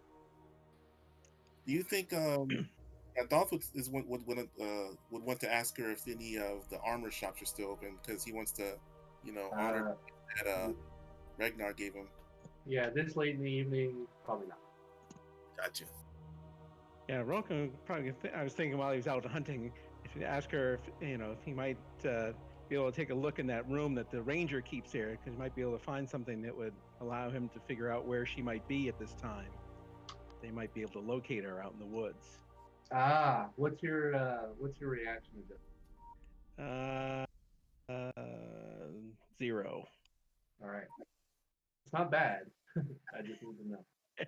Yep. Just in case you have a bonus. Yep. All right, so she looks at you a little cautiously. She says, let me ask you this. If somebody came in here and asked me to let them into your room, how would you respond to that? Well, seeing as this is my first time in an inn, I really wouldn't know. I probably wouldn't be all that happy. I'll tell you what.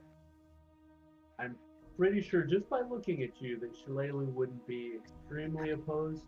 As long as it's just you and I accompany you, I don't have a problem with it. That sounds fair. Okay. Just let me clean up here and get this board dressed. That'll probably take me about an hour, and then we can head up there. Sounds good. All right. Anybody else? Just sit here, enjoy a couple of drinks. Nothing out of the ordinary for. Okay. So room to check. I kind of missed that part of the story right there. I just know that it was like talking about going in a room, but I don't know whose room they're trying to check. Yeah, Roken said he's planning on heading into Shillelagh's room with Ameko, but that needs to be just between the two of them. Oh, okay. And it sounded like you were going to say something, Shillelagh? Or am I hearing things? No, you did not hear anything. Sorry, I was Okay. All right. He is going to just go up to his room, kind of nod to everybody as, he does, Mako and everybody, and kind of get cleaned up from the ride and make sure his sword doesn't have any pig blood. All right, so you go up to clean your blade. Is anybody going to head to the Hagfish with Daria? Nah. You guys are all great about the party splitting. That's fine with me as long as you guys are cool with it. I don't mind. She is our mighty leader. She could take care of herself. Oh yeah, right. All right. So, Daria. Yes. As you head down towards the docks, yep. You can already see that as you're approaching.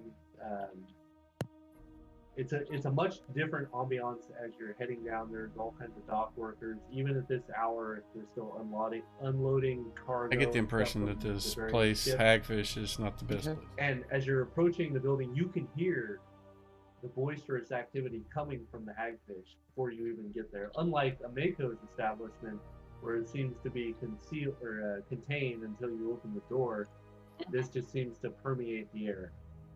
Okay. All right, and you step in front of this rather, most of the buildings have kind of a more modern look, but this building, it almost looks as though it was made from like flotsam and just random like ship pieces and just bullshit that you would find floating in the water. So the trash heap. All right. So you going in? Yeah. All right. So you go in, and it's definitely not any louder when you step in, as you've already been kind of acclimated just approaching the building as to what you're about to get into. And it Okay. is certainly a sailor's joint. It is packed. It smells like sweat and salt water. And the bar is just this long table that stretches from one side of the room to the other on the back end. And behind this very sailor-looking individual, he's got this long, scraggly gray beard with a black stripe down the center. Behind him is a 300-gallon fish tank that is just milky white. And you're pretty sure there's something in there because you see like ripples kind of running through it, but you can't really see what's in it because it's Alright. quite opaque.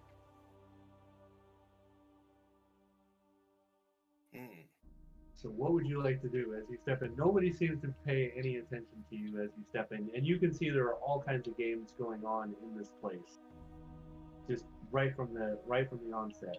I will find a place to sit and I'll roll an observation check to pretty much kind of observe the playing field and see which one would have the best chances Okay. with how much coin I have. Sure. Go ahead and throw a wisdom check at the tower for me. Wisdom check or a observation? Do you have actual observation? I actually have observation. Oh, okay. Then yeah, go ahead and throw observation at the tower. It's a rare non-weapon proficiency, not many people. Okay. My poker voice. All right, so you're kind of looking around. Okay, I failed. I already know that. You're laughing at me. Yeah, so you're looking around, and it's just hard to like really take in what's going on because there's so much. Like this is like gambler's wet dream. There are just so many games going on. But one thing that catches your eyes is this strange like bulging leather pouch that seems to be nailed directly above the center of the aquarium. And you see that this big seafaring fellow, a bartender, is talking to a couple individuals, and he points up towards the sack, and then the dude just shakes his head, and he's like, whatever, and then he just slides him a drink. Oh no. My curiosity. I'll go ask about it, just curious. All right, so you approach up, and you notice that for sure this looks like a bulging pouch of coins just by looking at it, and it seems to have been hung from this single nail that is barely preventing it from dropping down into this aquarium full of what looks like milk. Yeah. And the individual, the large man who you notice, like as he's walking towards you, you can hear this clicking sound, and you kind of like look over and you see that he only has one leg. He says, "Ah, a new face," and he slides this very translucent mug without even you asking in front of you. What can I do you for? I was wondering, what's that? As I point to the bag. He just looks over his shoulder casually, and you hear the sound of like wood grinding on wood as some of the stools start moving closer to you. Oh god! And there are people on either side of you just staring right at you with anticipation. And he just looks at you with the biggest grin. Most of his teeth are gone, and the ones that are there look like raisins. Ugh. He says, "Well, that, my dear lady, that is the chance of all chances." And he looks at you. I gotta ask, your holy symbol, do you just present it out in the open, or Oh, do you yeah. actually- Okay. My character is proud of her goddess. Yeah, as most would be, unless you're trying to hide it for. Yeah, I'm not a Bane or something walking Right, around. right. All right, so he looks at that and he says, "Ah, a lady of Timora amongst us," and you hear a few people go, "Woo!" And he says, "Well, how fare thee the luck on this day, my lady?" I'd rather know the stakes. The stakes be quite obvious. You see this bulging sack of coin above this delicious liquid. If you can drink a full cup of this tepid liquid, you will earn yourself all of the contents of that sack. What say you? What's the liquid?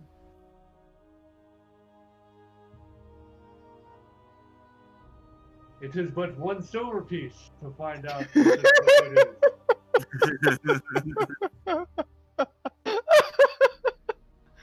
I do have a question. It says raise die roll on my powers. Yeah, What does that do? I believe it says in the description if you click on it. Didn't see. It doesn't say anything. Ah, I am so curious on how much of a bonus I'll get towards whatever roll I have to.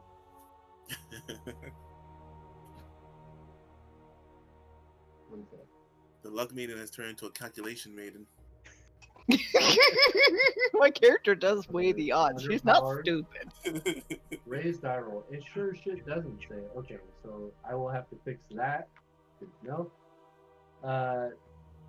So basically what happens is once a day, also if you look in your abilities, it does say it there under features. Once per day, you can raise one die roll of any type by one. Alright. 1 becomes a 2, a 17 becomes an 18, and so on. But you must announce it prior to, and you can only do it once a day. Okay. But like, if it's something that I have to roll lower, does Correct. it lower So my die? obviously it's a favorable roll. So if Okay. it's gonna be like, if it's a skill check, it'll be a lower roll. So you just Alright. you'll just add a +1 to the roll. Okay. I imagine you're gonna want to use that in this situation. Oh yeah. True. If I do this, I'm going to. Alright. You So were not sure only enough. is the bartender staring at you in anticipation, but you've also noticed that the entire room has gone quiet, and you can like feel this kind of sense of claustrophobia setting in. as, Yeah, like, just a little bit. There are just people all around. Yeah, you. my character will spend the 1 silver to see what the fuck she would be All right, drinking if she did so it. none of these salty sea dogs have any sense of personal space, and you slide out. You just pull out this silver piece, and you hear a gasp. You set it on the counter, and you hear a "oh," and you slide it forward. And as soon as you take your fingers off of it, everybody fucking cheers. They just, everybody in the room loses their damn mind. All these sailors are seeing this like Right. small chick walk in and go, "Yeah, let's see what this shit is." Yep. And the bartender, he picks up the silver piece, he bites into it, he pulls the sack off the nail, undoes it, drops the coin in. He then pulls out this full pint and dips it in to this slop and pulls it up. And you see the ripples start to move, and you see this like almost eel-looking creature breach the top of the aquarium, and it goes back down. And you see its tail kind of flap and splash He some of hasn't the told water. me what it is. He said he would tell me. And he just slams it down. A bit of it like comes out and blots on the bar top, and Uh-huh. it looks straight like white snot. Oh. And he slides the tankard right in front of you. Uh-huh. And he says, "There you have it, lass. You finished that.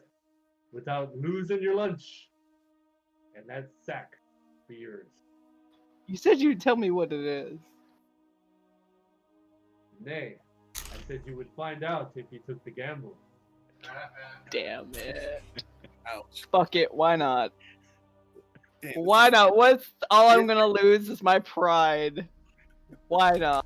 Not like I Alright. took anything of And your value in lunch. here. No rope. And it's fine, I could always get more free food. And the control of your bowels for a day or two. And I'll be good. My con ain't that bad. Yeah? Yeah, my con's okay. Okay, so you're gonna take this? Oh yeah. Why not? Alright, so you pull it up and it almost And I'm makes going you- to use my roll on Right. So you almost reel away from it a little bit, as the smell, is rough, to say the least. And you plug your nose and you take a drink. Go ahead and add a +1 and save versus poison.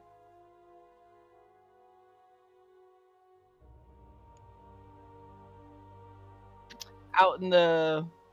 Out in the open is fine. There's no Okay. secrets here. I'm gonna We're all- cry. We're all friends. Surrounded by sailors. Please, Tybor, give me just this one. Give me a one! I got a one! There we go. are you Alright. sure you want to use that one, Barbara? I Yeah. don't want that one. You can't write this stuff.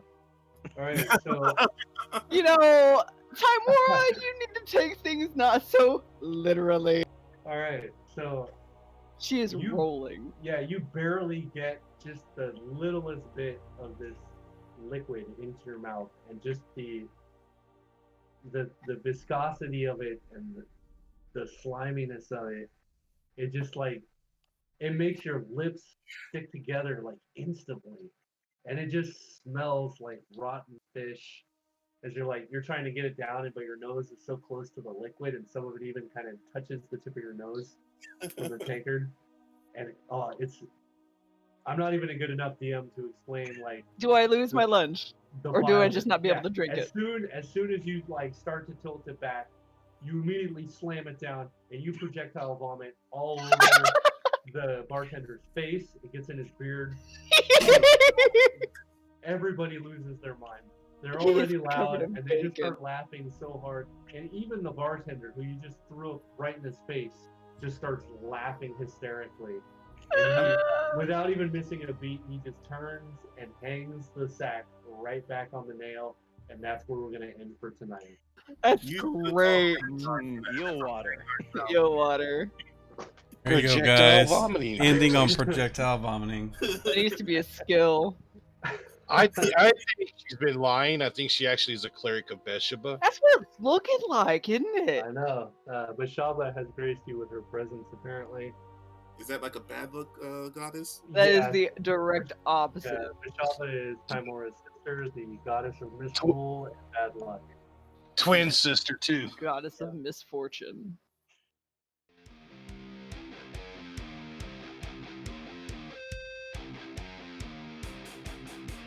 All right, gents, that is where we're going to leave it.